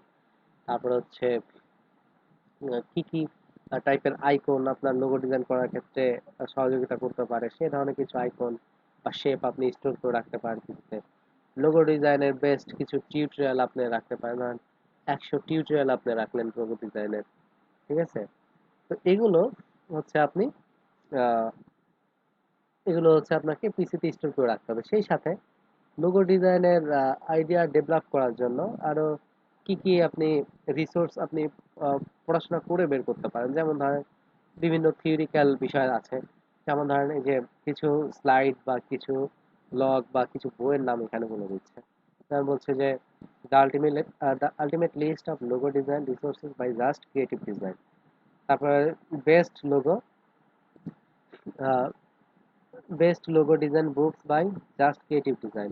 তারপরে top 10 logo design inspiration galleries logo design blog. তারপরে এখানে আপনার আরো বলছে যে logo design tips by Steve and the logo factory. তারপরে how not to design a logo from web designer report. তারপর হচ্ছে iconic logo designers by David Airee, যে কিভাবে আইকনিক লোগো ডিজাইন করতে হবে। তো ডেভিড এয়ারের লেখা আছে এরকম। তারপরে 45 rules of creating a great logo design from Tanner ক্রিন্স কি হচ্ছে ক্রিস্টেনসেন, ঠিক আছে। ইনাদের লেখা, এই যে ইনার লেখা 45 রুলস, অর্থাৎ 45টা নিয়ম উনি শেয়ার করছে। তারপরে যে 80 beautiful typeface for professional design from smashing magazine. ম্যাগাজিনের জন্য উনি 80টা বিউটিফুল টাইপ উনি শেয়ার করছে। তো এই যে এই ধরনের যে রিসোর্স গুলো রয়েছে, এইগুলো আমরা পড়েও কিন্তু শিখতে পারি, আরো ডিটেলস শিখবো। দেখেন, সাপোজ আমি আপনাদেরকে 10টা টিপস শেয়ার করতে চাচ্ছি, 10টা স্টেপ। যে ব্যক্তি এই যে 45 রুলস জানবে, সে তো আমার থেকে বেশি জানবে। বা এই আপনাদের মধ্যে থেকে কেউ যদি এখন 45 রুলস জেনে নেয়, তাহলে কিন্তু বাকিদের চেয়ে আপনি বেশি জেনে যাচ্ছেন। ঠিক আছে? তো এইভাবে যে যত আসলে বিষয়গুলো নিয়ে পড়াশোনা করবে, যত অ্যানালাইসিস করবে, সে কিন্তু তত বেশি শিখবে। ঠিক আছে? আচ্ছা, দেন আমরা আসি এই যে লোগো ডিজাইনের জন্য যে জনপ্রিয় যে ফন্ট গুলো রয়েছে। তো এর মধ্যে দেখেন এখানে আসলে একটা বিষয় বলা হয়ে থাকে যে সঠিক একটা ফন্ট আপনার লোগো ডিজাইনের 50% কাজই করে দিতে পারে। ঠিক আছে? সঠিক একটা ফন্ট আপনার লোগো ডিজাইনের ক্ষেত্রে অর্ধেক কাজই করে ফেলতে পারে। তো আবার লোগো ডিজাইনের ক্ষেত্রে উইন হওয়ার ক্ষেত্রে আপনার এই যে ফন্ট সিলেকশন গুলো আসলে গুরুত্বপূর্ণ ভূমিকা পালন করে। তো এখন কিছু ফন্ট আছে যেগুলো ইউজ করে আপনি লোগো ডিজাইন করলে অটোমেটিক্যালি আপনার লোগোটা ভালো হবে।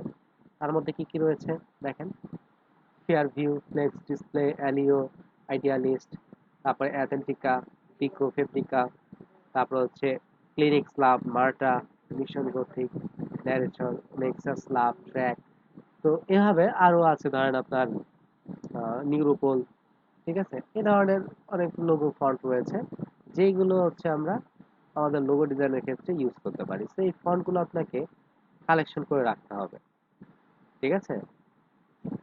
তো এই ফন্ট গুলো আপনাকে ডাউনলোড করে করে রাখতে হবে। আপনি বিভিন্ন সাইট থেকে এই ফন্ট গুলো আপনি কালেকশন করার চেষ্টা করবেন, যেমন font squirrel dot com, font awesome, এই ধরনের কিছু সাইটে ফন্ট পাওয়া যায়। তো এইসব জায়গা থেকে আপনি 1000 পিস ফন্ট, এইসব জায়গা থেকে গিয়ে আপনি ফন্ট আপনি কালেক্ট করবেন। তারপরে number 8, avoid the copy or duplicate. যে কপি অথবা ডুপ্লিকেট করা থেকে আপনাকে আহ, মানে বিরত থাকতে হবে। কপি অথবা অ্যাভয়েড করা, এই বিষয় থেকে আপনি বিরত থাকবেন। যেমন এখানে গুগলের লোগোটা দিয়ে রাখছে, অ্যাপেলের লোগো দিয়ে রাখছে, স্কাইপের লোগোটা দিয়ে রাখছে। বিষয়টা হচ্ছে যে আপনার এই গুগলের লোগো, অ্যাপেলের লোগো, এগুলো কি একদম ফেমাস, তাই না? খুব ফেমাস এগুলো।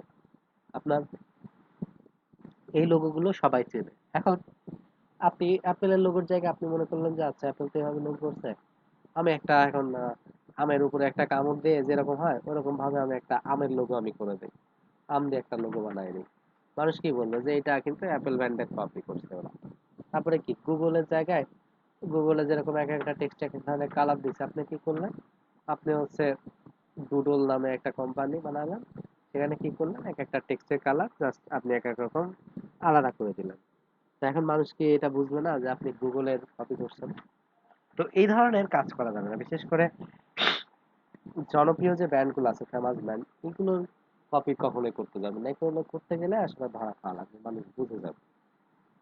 আচ্ছা, দেন তারপরে নাম্বার 9, লিমিট দা কনসেপ্ট সেট। দেখেন, এটা একটা গুরুত্বপূর্ণ বিষয়। ক্লায়েন্টকে যখন আপনি কোনো কাজ আপনি পাঠাবেন, তখন আপনি যদি অনেকগুলো আপনি ভ্যারিয়েশন তাকে দেখান বা অনেকগুলো আপনি কোয়ালিটি তাকে দেখান, সে আসলে অনেক সময় সেই হয়ে যাবে, সে মানে পাজেল হয়ে যাবে। ঠিক আছে? সে আসলে বুঝতে পারবে না যে কোন টাইপের বিষয়গুলো মানে সে সিলেক্ট করবে। তো এখন এখানে দেখেন 10 ধরনের আমরা লোগোর নাম এখানে দেখতে পাচ্ছি। 10 ধরনের লোগো রয়েছে। তো এই 10টা লোগো যদি আপনাকে দেখানো হয়, তো এই 10টা থেকে আপনি কোনটা পছন্দ করবেন? আচ্ছা, আপনাদের মধ্য থেকে বলেন তো, কার এখানে কোন লোগোটা পছন্দ? সুজনের কোন লোগোটা পছন্দ? সুজন খান, আপনার?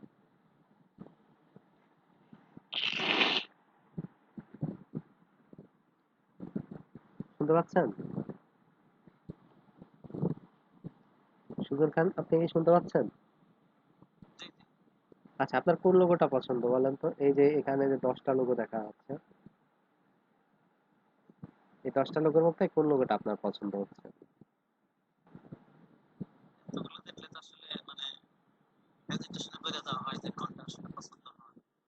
হ্যাঁ, বলেন।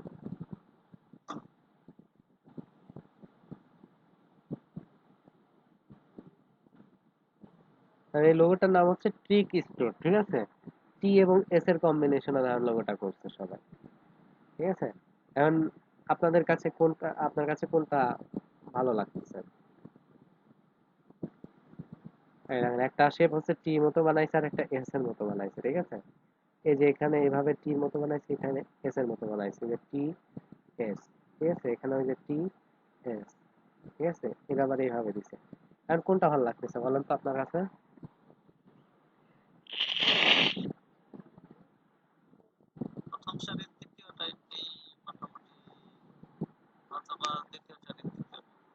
এইটা অথবা এইটা, তাই তো? আচ্ছা, থ্যাঙ্কস দুলাল হোসেন, আপনি বলেন তো আপনার কাছে কোনটা ভালো লাগছে?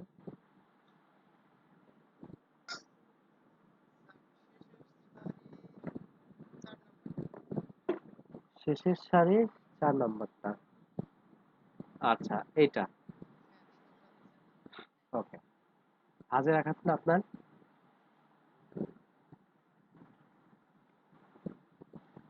স্যার আমার দ্বিতীয় সারির মানে দ্বিতীয়টা। দ্বিতীয় সারির দ্বিতীয়টা, এইটা ভালো লাগতেছে। আচ্ছা, শুভ আপনার?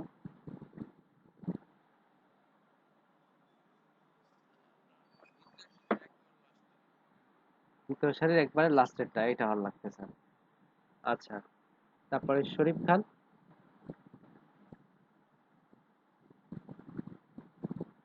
শরীফ খান, আপনার কোনটা ভালো লাগছে?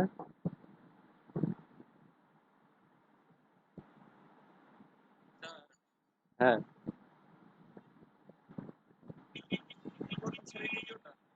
প্রথম সারির দ্বিতীয়টা, এটা।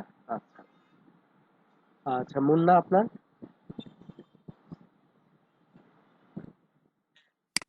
মুন্না আপনার কোনটা না না, 10টার মধ্যে, 10টার মধ্যে, এগুলোর মধ্যে। প্রথম সারির তৃতীয়টা। আচ্ছা, সুমাইয়া?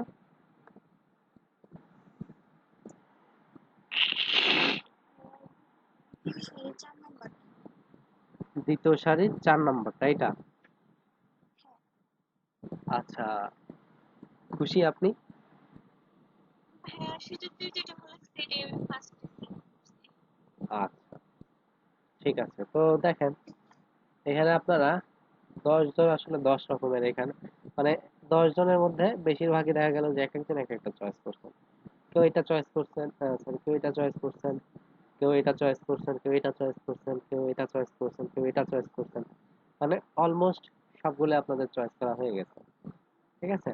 তো এখন বিষয় হচ্ছে যে আপনার এই যে 10টা লোগো দেওয়াতে কিন্তু আপনাদের মধ্যে কি হলো, এই পছন্দের এই যে ভ্যারিয়েশন গুলো এত বেশি হলো। আচ্ছা, যদি আপনাদেরকে এই 2টা লোগো দেখায়, যদি আমি বলি এখন যে এই 2টার মধ্যে কোনটা ভালো লাগতেছে বলেন তো? দুইটার মধ্যে সাদা আর ওই যে উপরেরটা। আচ্ছা, নিচেরটা কারো ভালো লাগছে?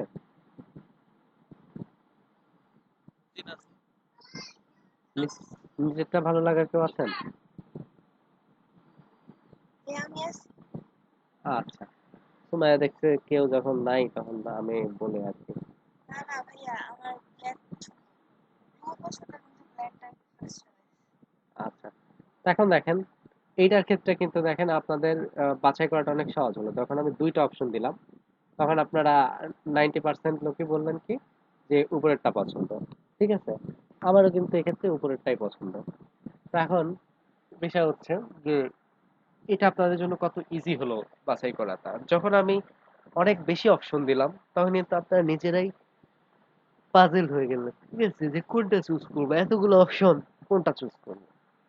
তো ক্লায়েন্টেরও কিন্তু এই প্রবলেমটা হবে। আপনি যখন ক্লায়েন্টকে ভালো বুঝে আপনি ভাবতেছেন যে অনেকগুলো আমি তাকে ক্যাটাগরি দিই ক্লায়েন্টকে, তো ক্লায়েন্ট দেখে খুশি হবে বা তার চয়েস করতে সুবিধা হবে, কিন্তু আসলে এটা কিন্তু হিতে বিপরীত হবে। আপনি যখন তিনটার বেশি কনসেপ্ট ক্লায়েন্টকে পাঠাবেন তখন ক্লায়েন্ট হেজিটেশনে পড়ে যাবে, সে বুঝতে পারবে না যে আসলে কোনটা তার নেওয়া উচিত। তখন সে কি ভাববে জানেন, ভাববে যে আরো কিছু কনসেপ্ট তার কাছ থেকে নেই, তাহলে সে হয়তোবা এর চেয়েও ভালো কনসেপ্ট হয়তোবা তার কাছে আছে।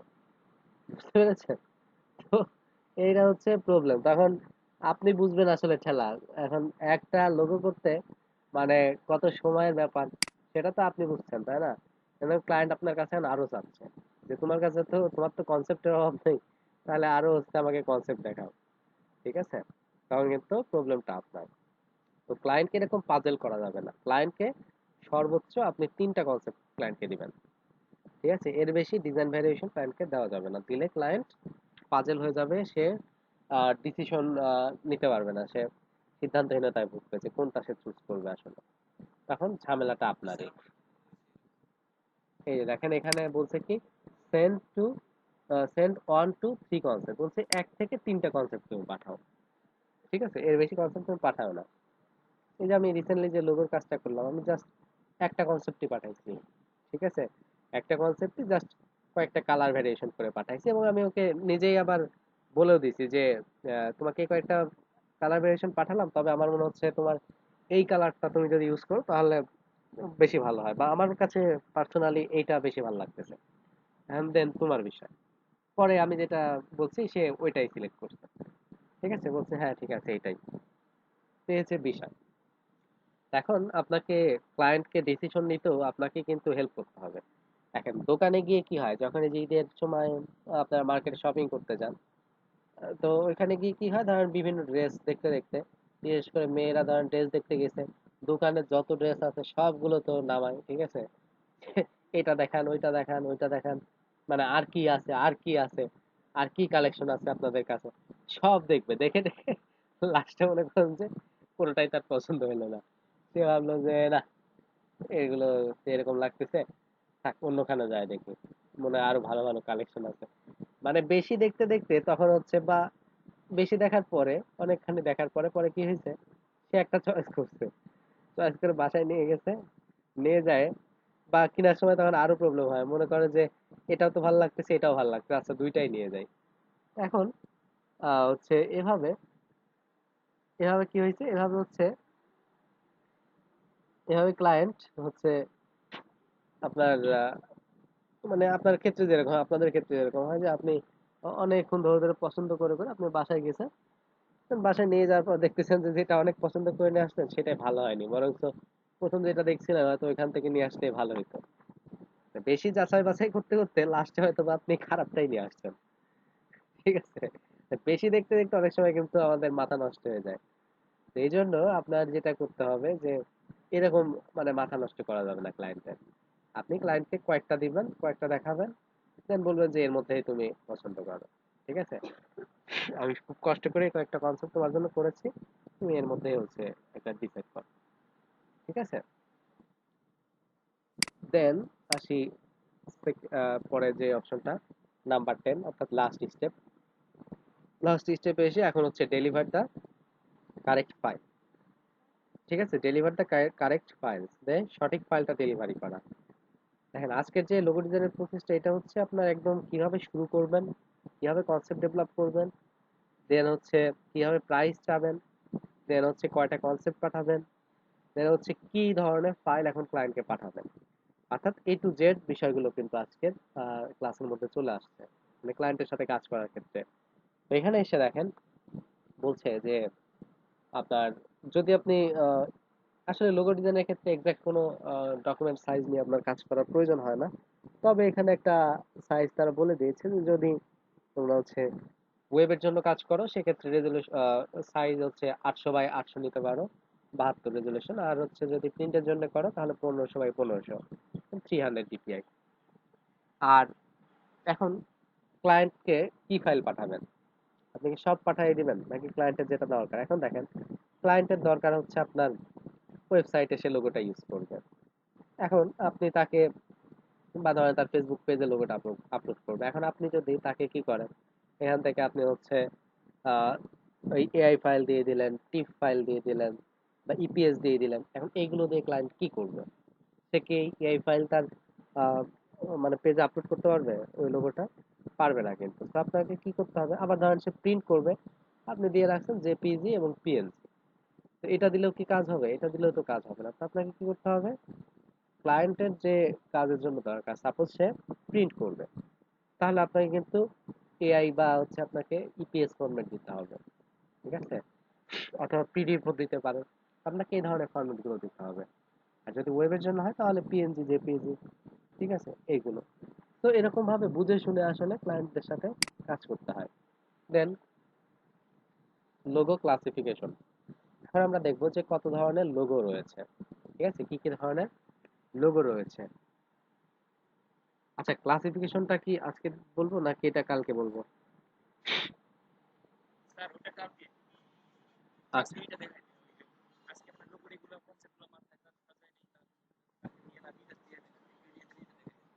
আচ্ছা, গ্রেডিয়েন্ট মেশ টেকনিক। হ্যাঁ, আচ্ছা, ঠিক আছে।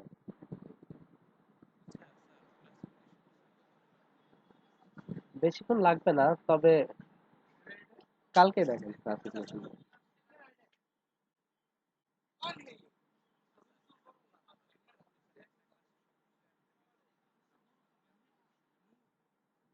ও আচ্ছা,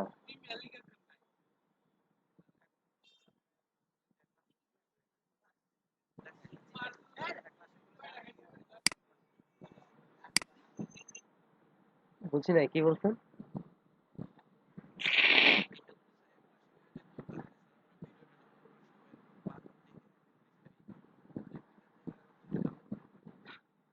আচ্ছা, ঠিক আছে। আচ্ছা, আচ্ছা, তাহলে দেখাই দিই।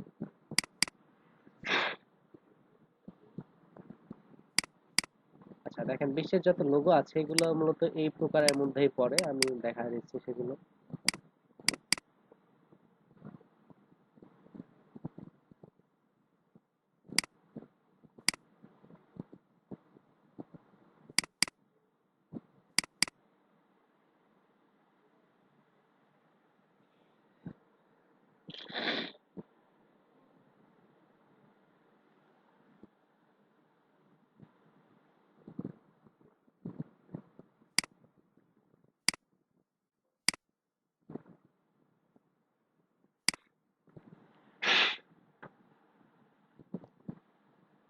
এই যে লোগো ডিজাইনের যে কনসেপ্ট গুলো যেগুলো আপনাদেরকে বলতেছি, যে বিষয়গুলো, এগুলো কেউ যদি সারাদিন ধরে আপনাদেরকে লোগো ডিজাইন শেখায় ইলাস্ট্রেটর ওপেন করে করে, আপনারা কি এই বিষয়গুলো জানতে পারতেন বলেন তো?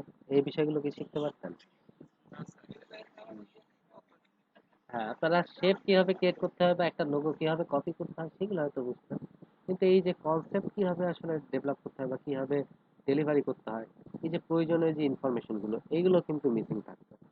তো এই বিষয়গুলো কিন্তু খুব দরকার ছিল। তো লোগো ক্লাসিফিকেশন এখন আমরা আসি। তো লোগো মূলত হচ্ছে 5 প্রকার। তো আমরা এখান থেকে প্রথম যে লোগোটা দেখছি এটা হচ্ছে কি ব্র্যান্ড মার্ক লোগো, ঠিক আছে? ব্র্যান্ড মার্ক লোগোটা কি হয় দেখেন, এখানে আপনার সিম্বল বা আইকন বা শেপের কম্বিনেশনে একটা লোগো হয়ে থাকে। যেমন এখানে দেখতে পাচ্ছেন অ্যাপেলের লোগো, এই লোগোটা, এটা শুধুমাত্র আপনার দেখেন হচ্ছে আপনার শেপ দিয়ে করা হয়েছে, ঠিক আছে? এখানে কিন্তু টেক্সট বা অন্য কিছু নাই। এরকম অনেক লোগো আছে না, আমরা অনেক ধরনের কিন্তু এরকম লোগো দেখতে পাই, শুধুমাত্র এরকম শেপ দিয়ে করা। তারপর কি আছে, ওয়ার্ডমার্ক লোগো। ওয়ার্ডমার্ক লোগোতে দেখেন কি রয়েছে, ওয়ার্ডমার্ক লোগোটা শুধুমাত্র আবার টেক্সট দিয়ে করা। যেমন কোকা কোলা, গুগল, এরকম আরো অনেক লোগো আছে না, সেভেন আপ রয়েছে, শুধুমাত্র কি দিয়ে করা, টেক্সট দিয়ে করা, ঠিক আছে? তো এই লোগোগুলো আমরা কিন্তু অনেকগুলো দেখে থাকি, এগুলো শুধুমাত্র টেক্সট দিয়ে করেছে। দেন আরো আমরা আরেকটা ক্যাটাগরি দেখি, এই যে এটাও কি লেটার মার্ক লোগো, এটাও দেখতে পাচ্ছি টেক্সট দিয়ে করা, ঠিক আছে? কিন্তু ওয়ার্ড মার্কের সাথে এটার পার্থক্যটা কি বলতে পারেন কেউ? দেখেন, ওয়ার্ড মার্কের সাথে এটার পার্থক্য হচ্ছে দেখেন, এটা আপনার লং একটা ফর্মকে শর্ট ফর্ম করে আর কি। যেমন হচ্ছে ধরেন আইবিএম। আইবিএম এর মিনিং আছে না? International business management. তো হচ্ছে আপনার এরকম ভাবে ধরেন আমাদের ইউআই ল্যাব, যেমন হচ্ছে আপলোড ইউরসেলফ, দেন হচ্ছে এইচপি আছে, এইচপির একটা মিনিং আছে। অর্থাৎ এরকম ফুল মিনিং এর যে বা ধরেন বড় একটা সেন্টেন্সকে শর্ট করে হচ্ছে সংক্ষিপ্ত আকারে আর কি লোগোর মাধ্যমে প্রকাশ করা, টেক্সটের মাধ্যমে। এটা হচ্ছে আপনার লেটার মার্ক লোগো। আচ্ছা, ক্লাস 1 মিনিটের মধ্যে ক্লোজ হয়ে যাবে, আবার হচ্ছে আপনারা জয়েন করেন। দেন হচ্ছে কম্বিনেশন মার্ক। ঠিক আছে, কম্বিনেশন মার্কের মধ্যে কি হয়েছে?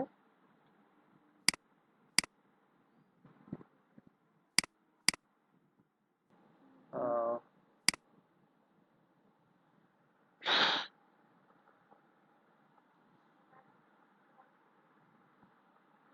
আচ্ছা, এই জায়গাতে এসে যেটা দেখছিলাম সেটা হচ্ছে কি কম্বিনেশন মার্ক লোগো। ঠিক আছে, কম্বিনেশন মার্ক লোগো এই টাইপটাই মনে হয়, আমার মনে হয় যে বাংলাদেশে সবচেয়ে বেশি ইউজ হয়, বা আমরা এই টাইপের লোগো কিন্তু বেশি ইউজ দেখি, যে কম্বিনেশন মার্ক লোগোটা। যে আমরা টেক্সটও দেখি, then সেই সাথে কি দেখি, আবার শেপের ব্যবহারও দেখি। কম্বিনেশন মার্ক লোগোর মধ্যে কি থাকে, টেক্সট এবং শেপ দুইটার ব্যবহারই থাকে। ঠিক আছে, ধরেন অনেকে আছে কি, মানে এই যে ইফতারির সময় কেউ আছে শুধু আলাদা আলাদা ছোলা, আলাদা বড়া এইভাবে খেতে পছন্দ করে। আবার ধরেন আহ, কেউ কিছু কিছু পার্সন আছে তারা কি কি করে, সবকিছু একসাথে মানে মিক্সড করে মাখায় খেতে পছন্দ করে। ঠিক আছে, যেমন হচ্ছে আমার কাছে ভালো লাগে যে সবকিছু ছোলা বড়া যা আছে সবগুলো একসাথে, মানে ছোট ছোট করে দেন হচ্ছে একসাথে মিক্সড করে খাইতে বেশি মজা লাগে। তা এক একজনের কাছে এক এক রকম, মানে তার টেস্ট বা এক এক রকম, তার পছন্দ অপছন্দ এক এক রকম। এখানেও কিন্তু বিষয়টা এরকম দেখেন যে কারোর কাছে শুধু আহ ওই শেপ দিয়ে তৈরি অর্থাৎ ব্র্যান্ড মার্ক লোগোটা পছন্দ হচ্ছে, কারোর কাছে আপনার শুধু ওয়ার্ড মার্ক লোগো পছন্দ হচ্ছে, কারোর কাছে হচ্ছে আপনার লেটার মার্ক লোগো পছন্দ হচ্ছে, আবার কারোর কাছে কি কম্বিনেশন মার্ক লোগো পছন্দ হচ্ছে। ঠিক আছে, এখন আপনি নিজে নিজে একটু চিন্তা করে দেখেন, এই যে লোগোর ক্যাটাগরি গুলো দেখলাম, দেন লাস্টে আর একটা আছে, সেটা হচ্ছে এমব্লেম। এমব্লেমটা কি? এটা হচ্ছে আপনার এই যে বিভিন্ন কলেজ ইউনিভার্সিটির জন্য আমরা যে বা ট্রেডিশনাল প্রথাভিত্তিক যে প্রতিষ্ঠানগুলো আছে, এই ধরনের আপনার প্রতিষ্ঠানের জন্য যে সব লোগোগুলো করা হয়ে থাকে সেগুলো হচ্ছে এমব্লেম এই ক্যাটাগরির। ঠিক আছে, যেমন আপনারা দেখবেন যে সেনাবাহিনী, পুলিশ, তারপরে হচ্ছে আপনার কলেজ, তারপরে ইউনিভার্সিটি, বিভিন্ন শিক্ষা প্রতিষ্ঠান, এইসব জায়গাগুলোতে কিন্তু আপনার এই টাইপের লোগোগুলো আপনার ইউজ করা হয়ে থাকে। ঠিক আছে, তো এখন চিন্তা করে দেখেন এই যে লোগোর প্রকারগুলো আমরা দেখলাম, আমরা যত লোগোগুলো দেখে থাকি, এই সব লোগো কোনো না কোনো এই প্রকারের মধ্যেই পড়ে। হয় সেটা এই লোগোর মধ্যে পড়বে, এই ক্যাটাগরির মধ্যে পড়বে, অথবা সেটা ওয়ার্ড মার্ক লোগোর মধ্যে পড়বে, অথবা সেটা এই লেটার মার্ক লোগোর মধ্যে পড়বে, অথবা এই কম্বিনেশন মার্কের মধ্যে পড়বে, অথবা এমব্লেম এই ক্যাটাগরির মধ্যে পড়বে। ঠিক আছে, তো আমরা যে এই লোগোগুলোই দেখে থাকি, এই লোগোগুলো কিন্তু এই সব এই 5টা ক্যাটাগরির মধ্যে মূলত পড়বে। হয় সেটা আপনার ব্র্যান্ড মার্ক হবে, নয়তো সেটা ওয়ার্ড মার্ক হবে, নয়তো লেটার মার্ক, নয়তো কম্বিনেশন মার্ক, নয়তো এমব্লেম। একটু আহ চোখটা অফ করে একটু চিন্তা করে ভাবেন, যে লোগোগুলো আপনি নর্মালি দেখতে পান অথবা নেটেও আপনি দেখতে পারেন, দেখেন যে এই কয়েকটা ক্যাটাগরির মধ্যে কোনো না কোনো ক্যাটাগরির মধ্যে লোগোগুলো পড়ে যাচ্ছে। বুঝতে পেরেছেন? তো এই হচ্ছে আপনার লোগো ডিজাইনের ক্লাসিফিকেশন গুলো ছিল। তো আজকের ক্লাসে এই বিষয়গুলো আপনাদেরকে দেখানোর চেষ্টা করলাম যে লোগো ডিজাইনের যে 10টা টিপস রয়েছে বা 10টা স্টেপ রয়েছে, দেন সেই সাথে আমরা কি কি ধরনের ক্লাসিফিকেশনের লোগো আমরা করতে পারি সেই বিষয়গুলো দেখলাম, বা কি কি ধরনের প্রকার রয়েছে লোগো। ঠিক আছে, তো এই অনুসারে আমাদেরকে আসলে কাজ করতে হবে। দেন আমি আপনাদেরকে দেখাই দিব না আরো যে লেটার মার্ক লোগো গুলো কিভাবে করতে হয়। দেখছেন তো, তারপর ধরেন আমি আরেকটু দেখাই দিব না। 12টা 39 বাজে। আচ্ছা, আমি কালকে লাইভ আরো কিছু লোগো, একটা লোগোকেই কয়টা ভ্যারিয়েশনে করা যায়, ঠিক আছে, একটা লোগোই কয়টা ভ্যারিয়েশনে করা যায় সে বিষয়টা হচ্ছে আপনাদেরকে কালকে দেখাবো। আমি কিছু লোগো করে দেখাবো। কিছু লোগো বলতে আমি একটা লোগোই করব, কয়েকটা ভ্যারিয়েশনে। ঠিক আছে? যে একটা লোগো কিভাবে কয় ভাবে করা যায়। ঠিক আছে?